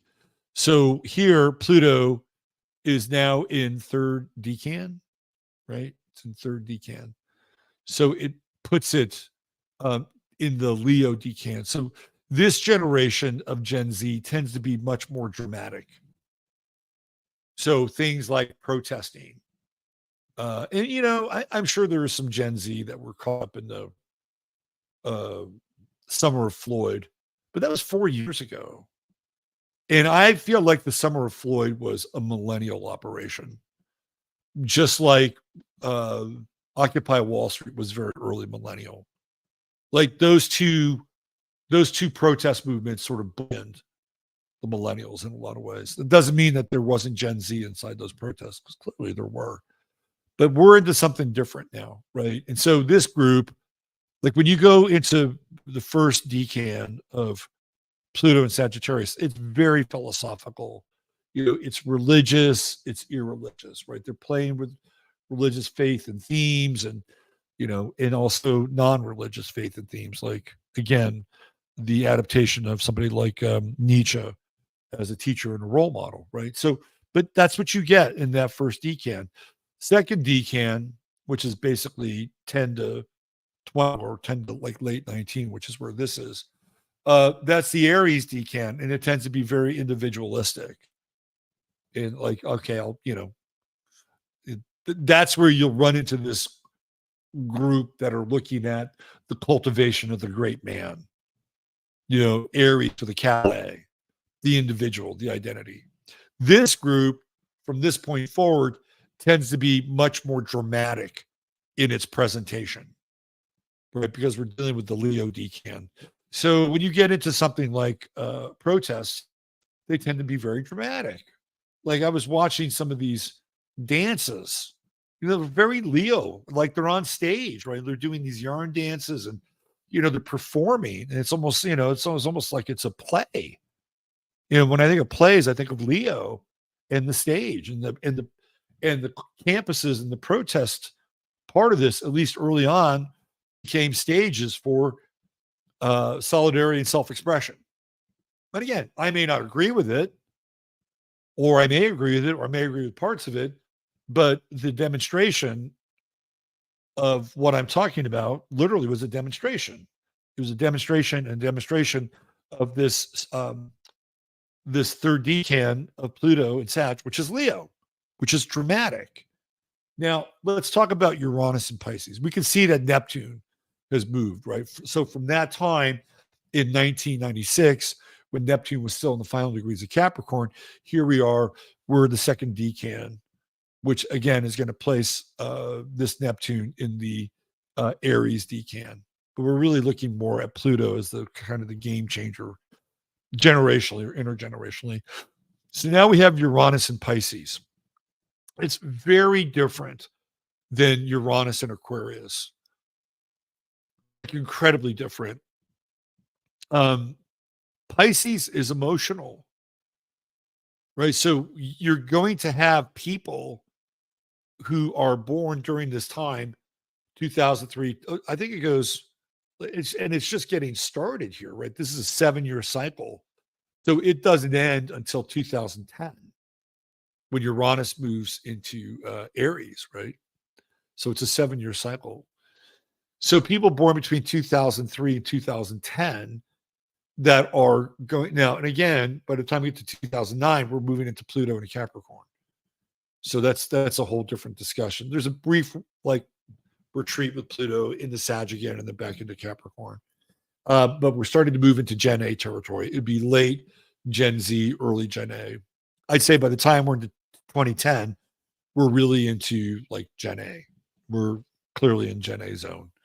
So this is a different group, right? They have a different Pluto based on the decan. They have a different Neptune entirely, especially that early one has Neptune and Capricorn. But we'll round it off and go Neptune and Aquarius. And it's different, right? It's in second decan. And which puts it in the Aries decan, which with Neptune, I don't think is great.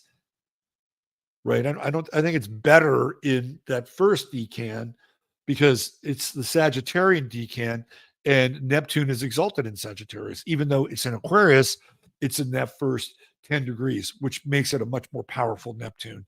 Here, I think it's more debilitating because it's in the Aries decan and it's just not as good. Neptune is dissipative about when it comes to dealing with Aries, unless it's creative, and that's a different subject altogether. So now we have Uranus. Now, this is the group that we're talking about in Pisces. And what's interesting about this group is that, number one, they're going to be connected into religion, or they're going to be heretical, right?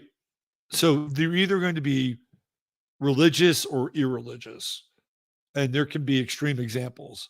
And I would say that they would be more heretical than they aren't, right? Because they still have Pluto and Sag, which is all about the deep reformation of belief systems, religions, philosophy, law, religion, and the higher mind. That's what they're there to do. This group is here to transform that.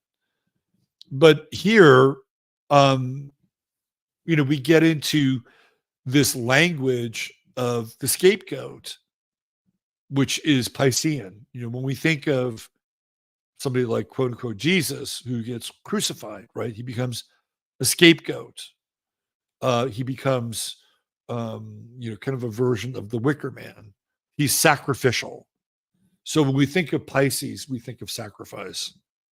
We think of sacrifice for service, sacrifice for the Lord, sacrifice for fellow man and woman, right? This is the role of sacrifice in Pisces as it relates specifically to an archetypal model of Jesus. The Piscean age, the age of great sacrifice, the age of great service, the age of the rise of the Abrahamic faiths. So Uranus here now is interesting because it is radical, right? It's radical. And one of the things that we see with Pisces, again, through this sacrificial model is it's like, if you go back and look at the summer of Floyd, they did whatever the fuck they wanted during that summer. They would tear down statues, burn cities. They did whatever they wanted during that time. Nobody did shit. They were a protected class. This group can't get away with it. They cannot get away with it. And it's because of this Uranus and Pisces. And they're out there right now on these college campuses. However you feel about them, whether or not, they're part of the Soros mob or they're crisis actors, or there are going to be kids that are on those campuses that are of this age that will be participating, for better or for worse. And what's going to happen, more than likely, is that these kids are going to be sacrificed. They already are, right? Their rights have been violated. Greg Abbott basically said, no, you can't do what you're doing. You can't do what you're doing. It's hate speech, which he has inverted into protecting free speech, but that's just fucking Orwellian. So these kids are being set up for a fall. They're being set up for a fall. And as a result of this, right, we're all being set up for a fall. They're just going to be on the front lines of it.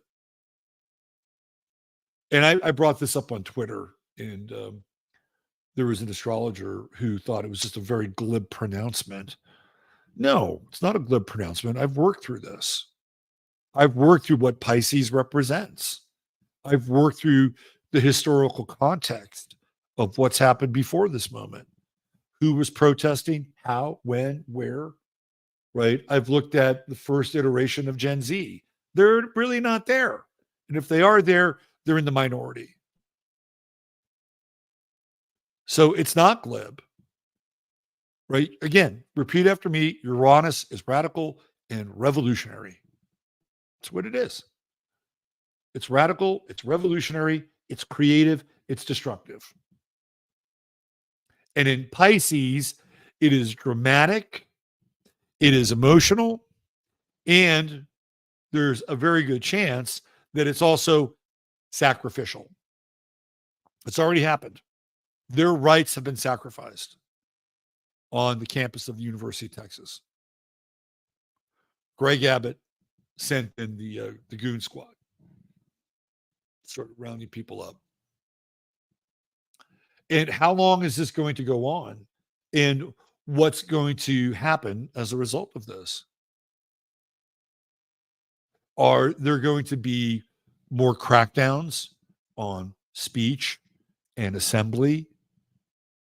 Are we going to be moved into a martial law period as a result of this? Are these people, young people, well-meaning young people, who believe that there is a disparity in humanity in a certain part of the world and want to do right by a group of humans who theoretically are suffering? Is their energy being used ultimately to subjugate the rest of us. How far will this spread? How long will it go on for? Right. And so this is the things that these are the questions that I have in my head around this. Like, where does it go from here? Because we know that these things can, once they get the chaos moving, right, they can just steer it in any direction they want to steer it in. So this generation with Uranus and Pisces, again, it's very different. And this is the generation that we're talking about on the campuses. And Pisces is what? Repeat after me. Sacrificial. And even the inception of Uranus happening on what day? 3/11. 3/11. 3/11 is a day in history that's fraught with, really intense events, including Fukushima, right? That would happen. That would happen later on, like almost 8 years later, when Uranus was dancing between Pisces and Aries. And Neptune was, I think, already there, right? That's just one. So the day itself is really interesting, right? Uranus makes his debut in Pisces during the season of Pisces. Anyway, that's one of the things that I wanted to cover here, that this is a generation that is being set up as scapegoats. And, how do I feel about it? Well, I'm concerned, to be honest with you. I'm concerned about young people are incredibly resilient. They'll bounce back, whatever happens. They're incredibly resilient. But I am concerned about the downstream effect of the social order. That's what I'm concerned about. And we're coming into this period where, guess what's happening with the United States? The United States is coming into its chiron return. So why don't we have a look at that? And let's let me do this. Let me just quickly set this up. You can still look at that. Breathe through your nose. That's it, Robert. Breathe through your nose.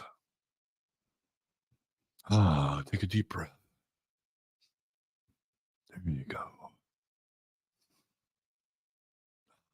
Breathe in, breathe out.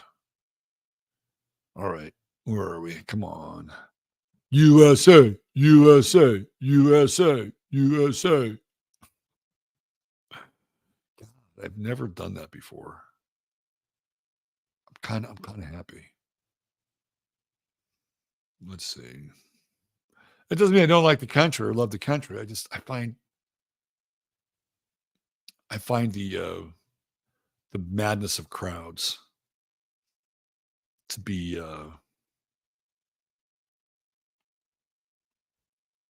here it is right there. It to be overwhelming in that regard. Like, I don't want to get caught up in that fervor. Okay. That doesn't mean that I'm not for the country. It's just here we go. Okay. So let's get into the US chart.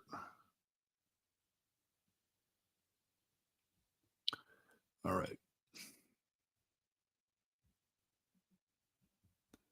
So here's the US chart. I do use the Sibley chart because I feel like it's the one that's the most correct. Others may use different charts, but I've kind of road tested this one, and it feels like the litmus. It passes the litmus.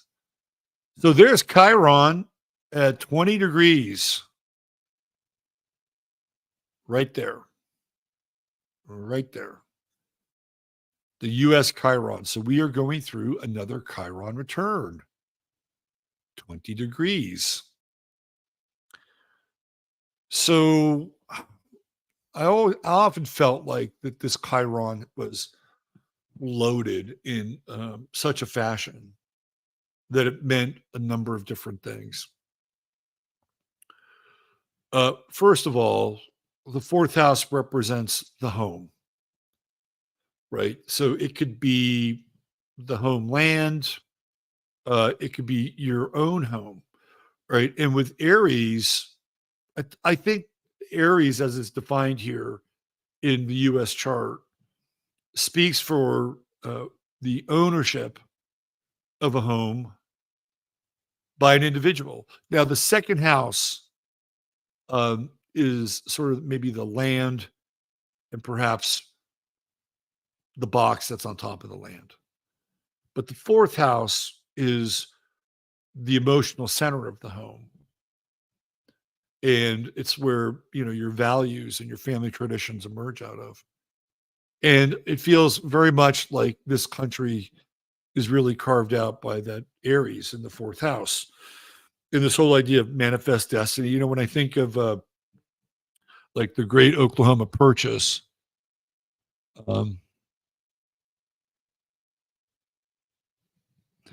Oklahoma Purchase, not the Oklahoma Purchase, no, it's the Oklahoma land grab or whatever the fuck that thing was, where everybody was in their covered wagon and the guy would go and people just, did this blitz to go find land in Oklahoma. Yeah. And I think of that. I think of Aries in all of these situations and, moving out into territory. And again, in Aries, you're going to run into people that are already there, which is what happened. And then, we know what happened. There was conflagration, there was wars, there were turf wars, and some of them were ugly. And again, that's not to say that the first people here, the Native Americans here, it's not to say that they all got along and sang kumbaya with one another, because they didn't. That's the myth of the noble savage. No, they had their own shit going on with each other, stealing horses from each other. And, they were not always, they listen, it was not one red nation under a sun. Okay. Let's just be clear about that. That said, they now had competition amongst the competition, for better or worse. And it's very Aries. We're going to carve this motherfucking thing out. And, Granny's going to know how to use a shotgun.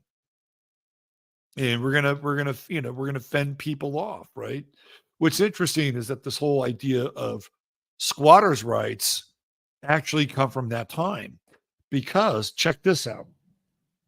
Back in the day, you would have these people from the East Coast, the money, and they would say, send somebody out there and go purchase 10,000 acres, which was nothing back in the day.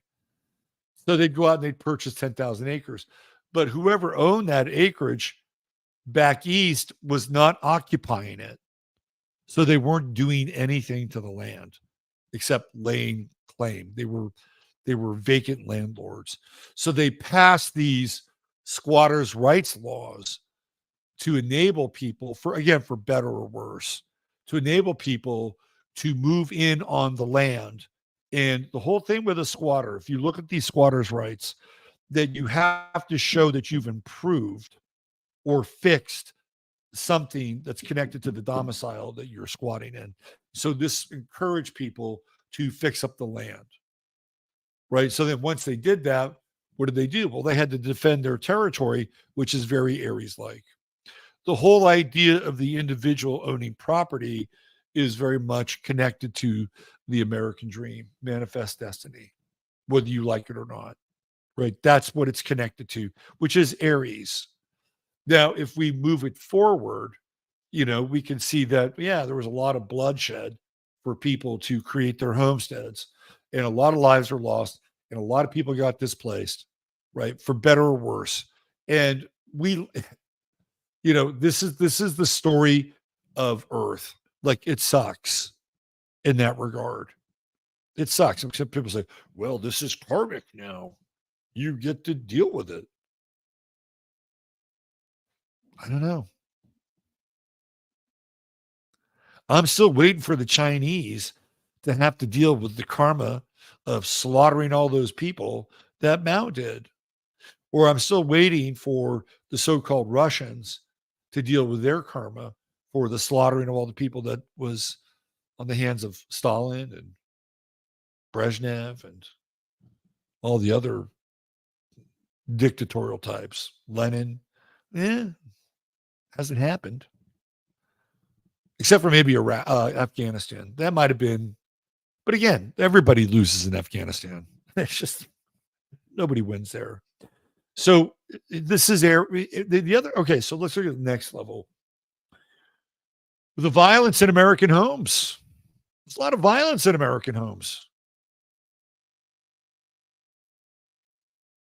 Bottom line, right? And the other thing too is like, Aries is sex, Mars is sex. So when you deal with also Aries in the fourth house, you're dealing with sex, also the male principle. And in a lot of ways with Chiron, we're dealing now with the wounded male, right? The persona who is supposed to be protecting the homeland or protecting the values of the home, right? So the United States has baked inside of its chart this idea of the wounded male. Now, Chiron was not discovered until 1977. So if you go back and you look at the last time that Chiron was here in Aries, it would have been 50 years ago, which would have put it at what, roughly 1974, if I'm not mistaken. Is that right? 1974. Be 84, 94, 2004, 2014, 2024. Yeah. So 1974 was the last time the U.S. went through its Chiron return. As we led up to the Chiron return, which was in 72 and 74, I think the highlight of the Chiron return was the resignation of Richard Nixon, which happened in 1974. And that is really, in a lot of ways, the ultimate kind of wounding, isn't it? He's kind of like the Fisher King in some ways. He can't finish out his term of presidency. He has to walk away because of the scandal of Watergate, which today looks so tame in comparison to what's happened and what's gone on since then, right? But that was a big time. That was the last time we went through this, was in 74, and Nixon having to resign. And of course, then we have Ford for 2 years, and then in 76 we have Carter, and that's a whole other disaster story. So, if we go back and look at time and history as cyclical as it relates to the outer planets, Chiron, Saturn, etc., more on the inner tip, we can see that we're now at a point that resembles, in some ways, like what was going on in 74. The other thing, too, is that if you go back to 1968, Chiron and Aries, Chiron and the true node are in Aries in 1968. And here we can see Chiron in the true node in Aries transiting through the fourth house of the United States. But 1968 was a bloody year, very, very bloody year. And if I'm not mistaken, so Chiron was in Aries, but it was an early degree Aries. And the true node was more, it was closer to where it is now. I think more in the 22, 23, 24 degree range. So we have kind of an interesting reflection of what was going on in 1968. And if you go back to 1968, what do you have? You have the season of all the protests. Whether it was at Kent State, or I think Kent State might have been 69. They might have been 69, but 68 was the rise of protests. And are they going to have a Democratic convention this year? Is it going to be in San Francisco?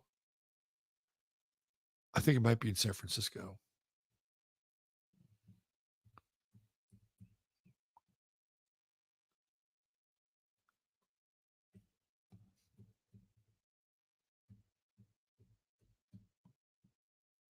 Let's see, where's it going to be? Oh my God, it's in Chicago. Oh, shit. That's where the Democratic Convention of 1968 was. That's when all hell broke loose. That's when the Weather Underground took over from SDS, and they went to go raise hell in Chicago, and the police in Chicago whooped their ass. It was the days of rage, right? That's where it was. It was the days of rage at the Democratic Convention. And the police in Chicago just absolutely whooped their ass. Who was the mayor? Was it Daley? That was back in the days when Chicago was, even though it was a union heavy city, they were not going to tolerate the revolutionaries of the far left. That's crazy. And it's coming back again. That's where the convention is going to be, in Chicago. What's the date on it?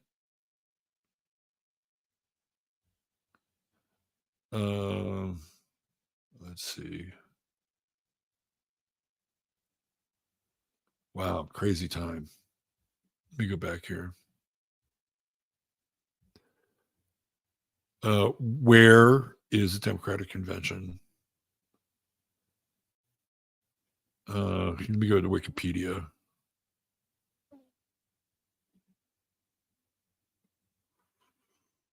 August 19th through the 22nd, Chicago, Illinois, at the United Center. It's right out of the pages of 1968 in the Democratic Convention in Chicago, and Chiron and Aries, and the true node in Aries were in the air. How about that? Talk about history repeating.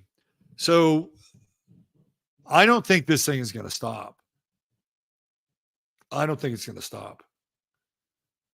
They're going to keep. So where are we? April 28th. They're going to keep this thing going because they're not going to resolve whatever's happening in Israel. Now, they may have a ceasefire, but that'll just be for show, right? The ceasefire would be the pacifier. The ceasefire would be the pacifier. It's just for show. I can't believe that they're going to have to say in Chicago. Man, like everything is just setting up to be a reflection of 1968. It was kind of a hellish time. 68 was one of the most violent periods in history in this country, in the world. They were having huge ass riots in Paris. In fact, it was so bad. These were the communists. It was so bad that de Gaulle almost left the country. Almost left the country. He almost played a Lafayette. I think Lafayette got banished from the country during the French Revolution. Wow, this is crazy. Really crazy. The other thing with that Chiron and Aries is, to me, it feels a lot like, where is it? Is it here? Let me see. No, where is this damn thing? Right here? Yeah. No, that's not it. Hold on.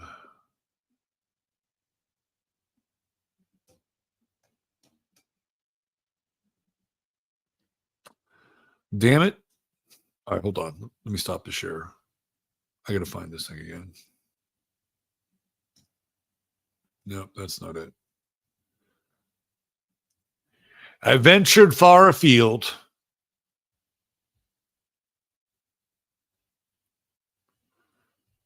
Don't go anywhere. Don't go anywhere.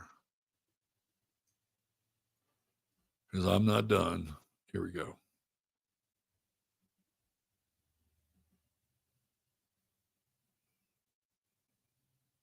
Okay.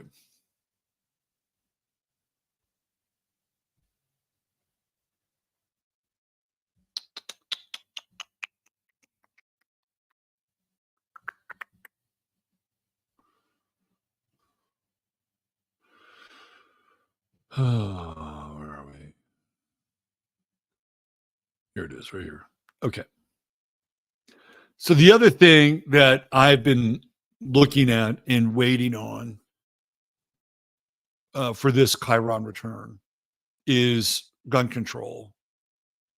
And a lot of people are saying, oh, it's never going to happen. It's never going to happen. It's never going to happen. They've been chipping away at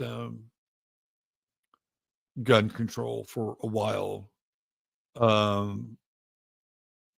think they're going to try to go after gun shows and private sales. So when I see this Chiron return, then you look at some of the elements that it's squaring, particularly the sun in Cancer and Mercury, which really plays on the emotions that, we could be dealing, like all we have to do, or all they have to do is come up with some kind of an event on one of these campuses where guns are involved. And does it have to even be real? I don't know. Probably not. But let's say somebody decided to go off script and, bring a gun to a peaceful protest. Now you've got multiple agendas happening simultaneously. You've got First Amendment issues, free speech, right? And you've got Second Amendment issues, which are the right to bear arms. And they could all get heavily attacked and abrogated. And when you have these protests, they're like brush fires. And they can just, heat up and go out of control. And then the next we're having not just a dialogue and a discussion about the First Amendment and the right to speech, even if it's considered to be quote unquote hateful or anti-Semitic, but also the things that we are supposed to inalienably have to protect ourselves. And again, we're also into that fourth house with some of the squatter stuff, right? Like at some point, when's one of these squatters going to go a step too far, and the next thing you know, you've got a gun owner, a homeowner capping the person because they can't get him out. You don't think that could happen? It could absolutely 100% happen. And that's all fourth house territory as well. Now, from the perspective of Saturn here, right? Saturn is eventually going to be transiting the U.S. fourth house. That'll be next year, starting at the end of the year. That's going to be a major, major moment in time for this country. And Neptune is here as well. And I think that the housing market is going to have major, major issues during that time. Even the whole idea of home ownership is going to be under threat when Neptune and Saturn come in here. So I should do a show on that alone at a certain point. But we're not quite there yet. We're coming, right? The time is coming. And, theoretical post-election in 2024, it's a whole new age, right? Saturn goes into Aries, Neptune goes into Aries. Not long after that, the nodes follow. So it's a big time. It's a really big time. And it's all happening in the U.S. fourth house. And there's an echo of 1968. And the echo of 1968 is our true node, Chiron. And we have the Democratic Convention of 1968. And I would assume that since we're going through this Chiron return, somebody in a presidential position is going to suffer an ignominious defeat, whether it's clone Biden or clone Trump. Somebody's going down because Nixon went down. Nixon went down in 74. So one of these two characters is going to go down as a reflection of that because of the Chiron return. Man, crazy times we're living in, right? Crazy times. I am kind of looking forward to Jupiter in Gemini and Uranus in Gemini. Because at the very least, it's going to get fucking kooky. Right? And the United States is going to have its Uranus return, which it happens every 74 years. So why don't we save that till next week? We'll unpack some of that next week. If you're a member of the 11th house, you should have gotten an email alerting you to the webinar that I'm doing this Saturday on Jupiter and Gemini. So I'm not going to talk about it now because members get first crack at it. And I'll talk a little bit about it next week, but I won't do sort of the deep dive or dissertation that I'll be doing on Saturday, but I'll have some of that next Sunday. So we'll look at some of these previous cycles that are connected to it. It's going to be a hot summer, kids. If 1968 is really the echo reflection in time that we're looking at, it's going to be a hot summer because it was a hot summer in 68. And I guess the only saving grace was the Detroit Tigers beat the St. Louis Cardinals for the World Series, which actually brought the city of Detroit together in a really interesting way. There was another thing that I wanted to talk about, and it was this interesting connection with the movie Children of Men. And I don't know how much you guys are familiar with that movie. And I actually own a copy of the movie because I think it's one of the most important movies and most prophetic movies of all time. And we're beginning to live in the Children of Men story. And I've done this before. Maybe I'll do it again. When are we going to have some major Pisces action? Not for a while. Maybe I'll do it one of these nights when we have a moon in Pisces on Sunday night. Anyway, Children of Men has a lot to do with Pisces. Astrologically, I've broken down that movie pretty hardcore, and I've done it on this channel. But one of the groups that's in the movie, Children of Men, is a group called the Fishes. I don't know if you guys are familiar with the movie or remember the Fishes, but let me bring up so this is from a website called villains.fandom, and I'm going to bring in a character of the movie, and we're going to talk about the Fishes. So this is Luke, and Luke is played by Chiwetel Ejiofor, who's a great actor. And he is the leader of the Fishes. And I always thought Luke is an interesting name because obviously Luke is a disciple, but it also is connected to Luce and Lucifer, right? Luke is light. And the Fishes are a militant immigrants rights group. Isn't that interesting, right? They're a militant immigrants rights group.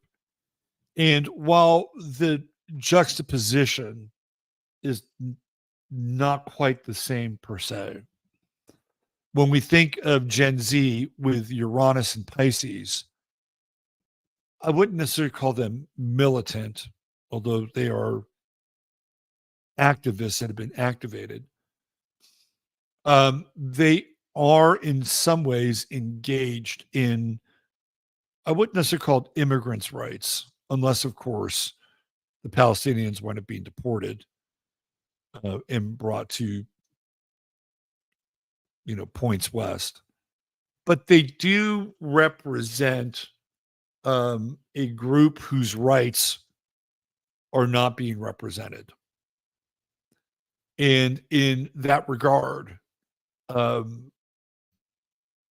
this slice of Gen Z, in some ways, not completely, in some ways, does represent the fishes, who are a radical group. And it's all based on Pisces.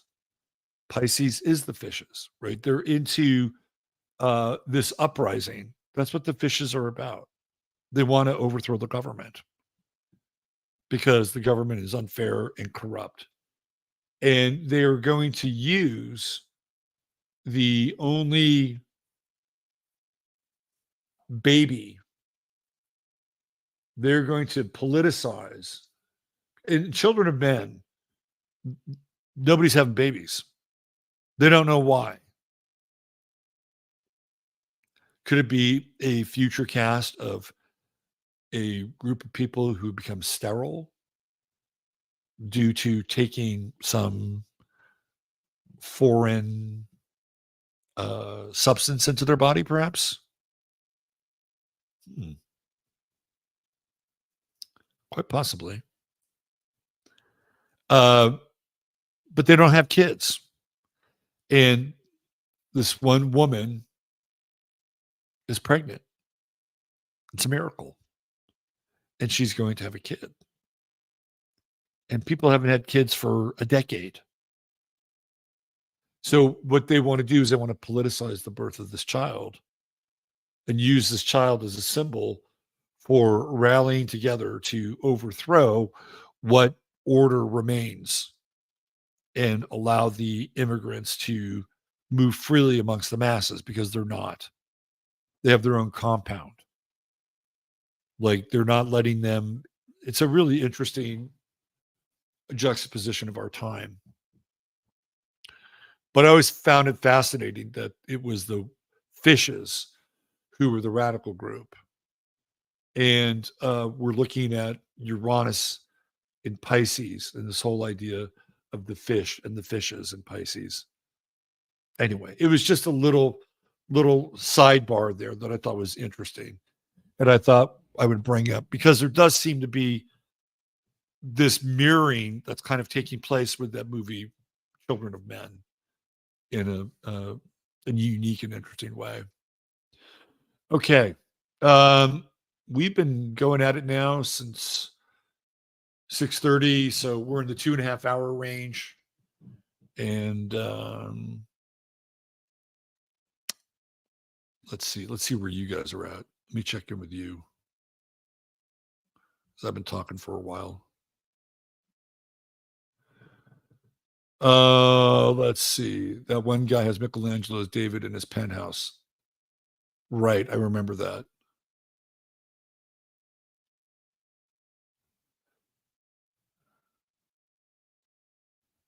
All right, what does this say? You should have seen prom. There were no guys to have babies with. My girl went with a group of other girls. Interesting.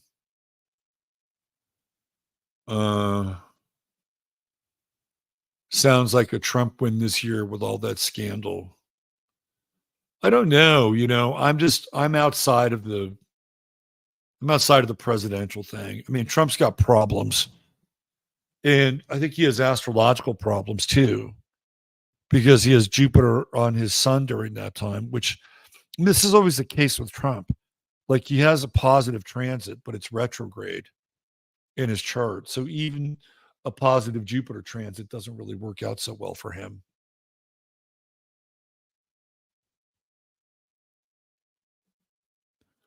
This Pisces down with overthrowing corrupt government. Let's start in Canada, please. God, China, that's pretty corrupt. Kind of with you on that, Pebbles.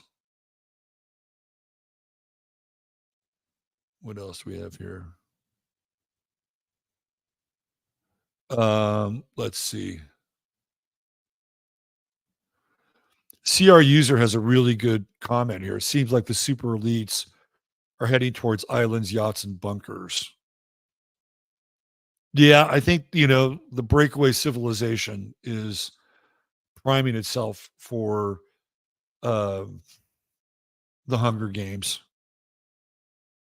And I think that they probably some of them probably have doubles just so that it looks like business as usual, but it's not. That's what I think.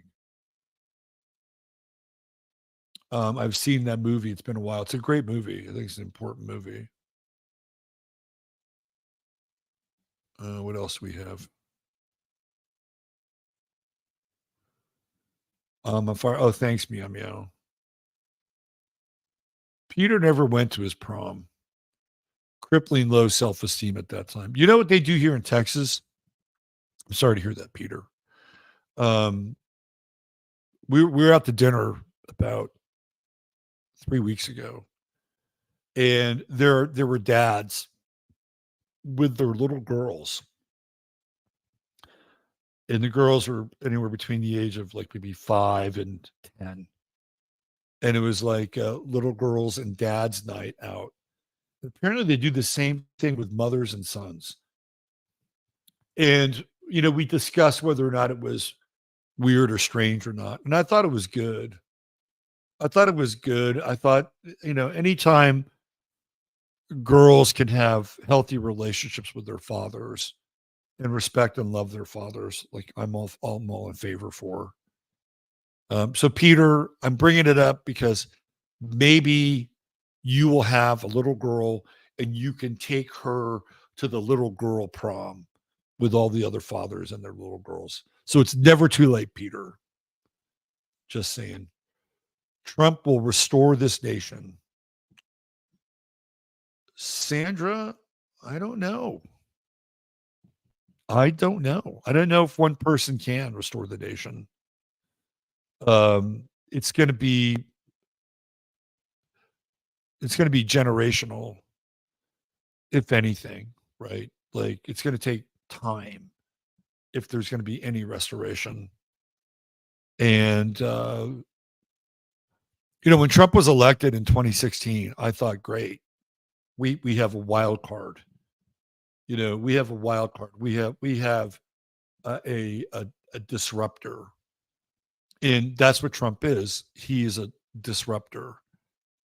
I don't know if you know this or not, but Trump was coaching Mike Johnson on the Ukraine and Israel bill. And if that's the version of Trump that we're going to get, count me out.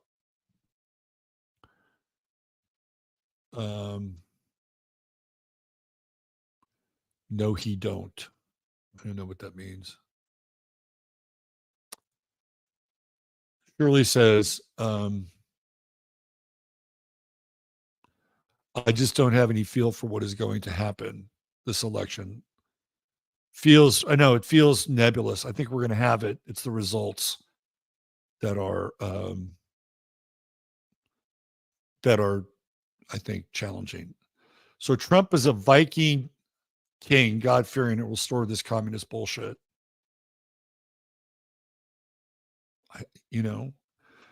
Trump had an opportunity in 2020 to put the fucking hammer down. Do you know what happened? Do you know what didn't happen in 2020? His rich Jewish donors weren't pissed off enough to get Greg Abbott and all these governors to send the state troopers out and crush the protesters. Now, had that happened, if somehow Black Lives Matter had been a tad more anti-Semitic, we might have been able to wrap this thing up, right? Theoretically. But it didn't happen. It didn't happen. Let's see. What else do we have here? Hitler went to South America. He did. Absolutely. Peter's got his mojo working at 43. Go have some kids, have a daughter, and you could take her to the father-daughter prom. And you can invest in her self-esteem. Emily Moyer in the house. She texted me earlier. I saw you text me, Emily. I couldn't break stride. The great Emily Moyer. Let's see. Who else? He's not disrupting anything but communism. Is he? Can you ask me a question? Why did Trump bring Jared Kushner to Washington? I didn't vote for Jared Kushner. Why did he do that? I didn't vote for that guy. Let's see. Susie G. Trump is one of them. He's a polarizing figure. Comment of the night. I'll know when I watch The Simpsons. They write the script, don't they? The Simpsons write the script. He didn't pardon Julian Assange. No, he didn't. Julian who? Julian who? All right, we're not going to turn this into a Trump, no Trump. Look, I think Trump is a disruptor. That's what he is. He's a disruptor. If you want somebody to affect change, and Trump will not do this, by the way, you need to have somebody who will protect the First Amendment. And the First Amendment allows us to criticize anyone, regardless of their country of origination, regardless of their so-called religious affiliation. That is the foundation of free speech. You don't change it, right? You don't make anti-hate speech laws, which Trump did when he was president. So if Trump or any president wants to affect change, they need us to be able to have an open discussion about who has power and why they have power. Because as it is, we can't have open discussions, theoretically, about dual citizens who are in power in this country. Theoretically, those would violate certain hate speech laws. Wake me up when Trump is on that side. All right. I think we're out of here. Thank you. Thank you. We'll be back on Monday with the Tuesday with the Astro weather.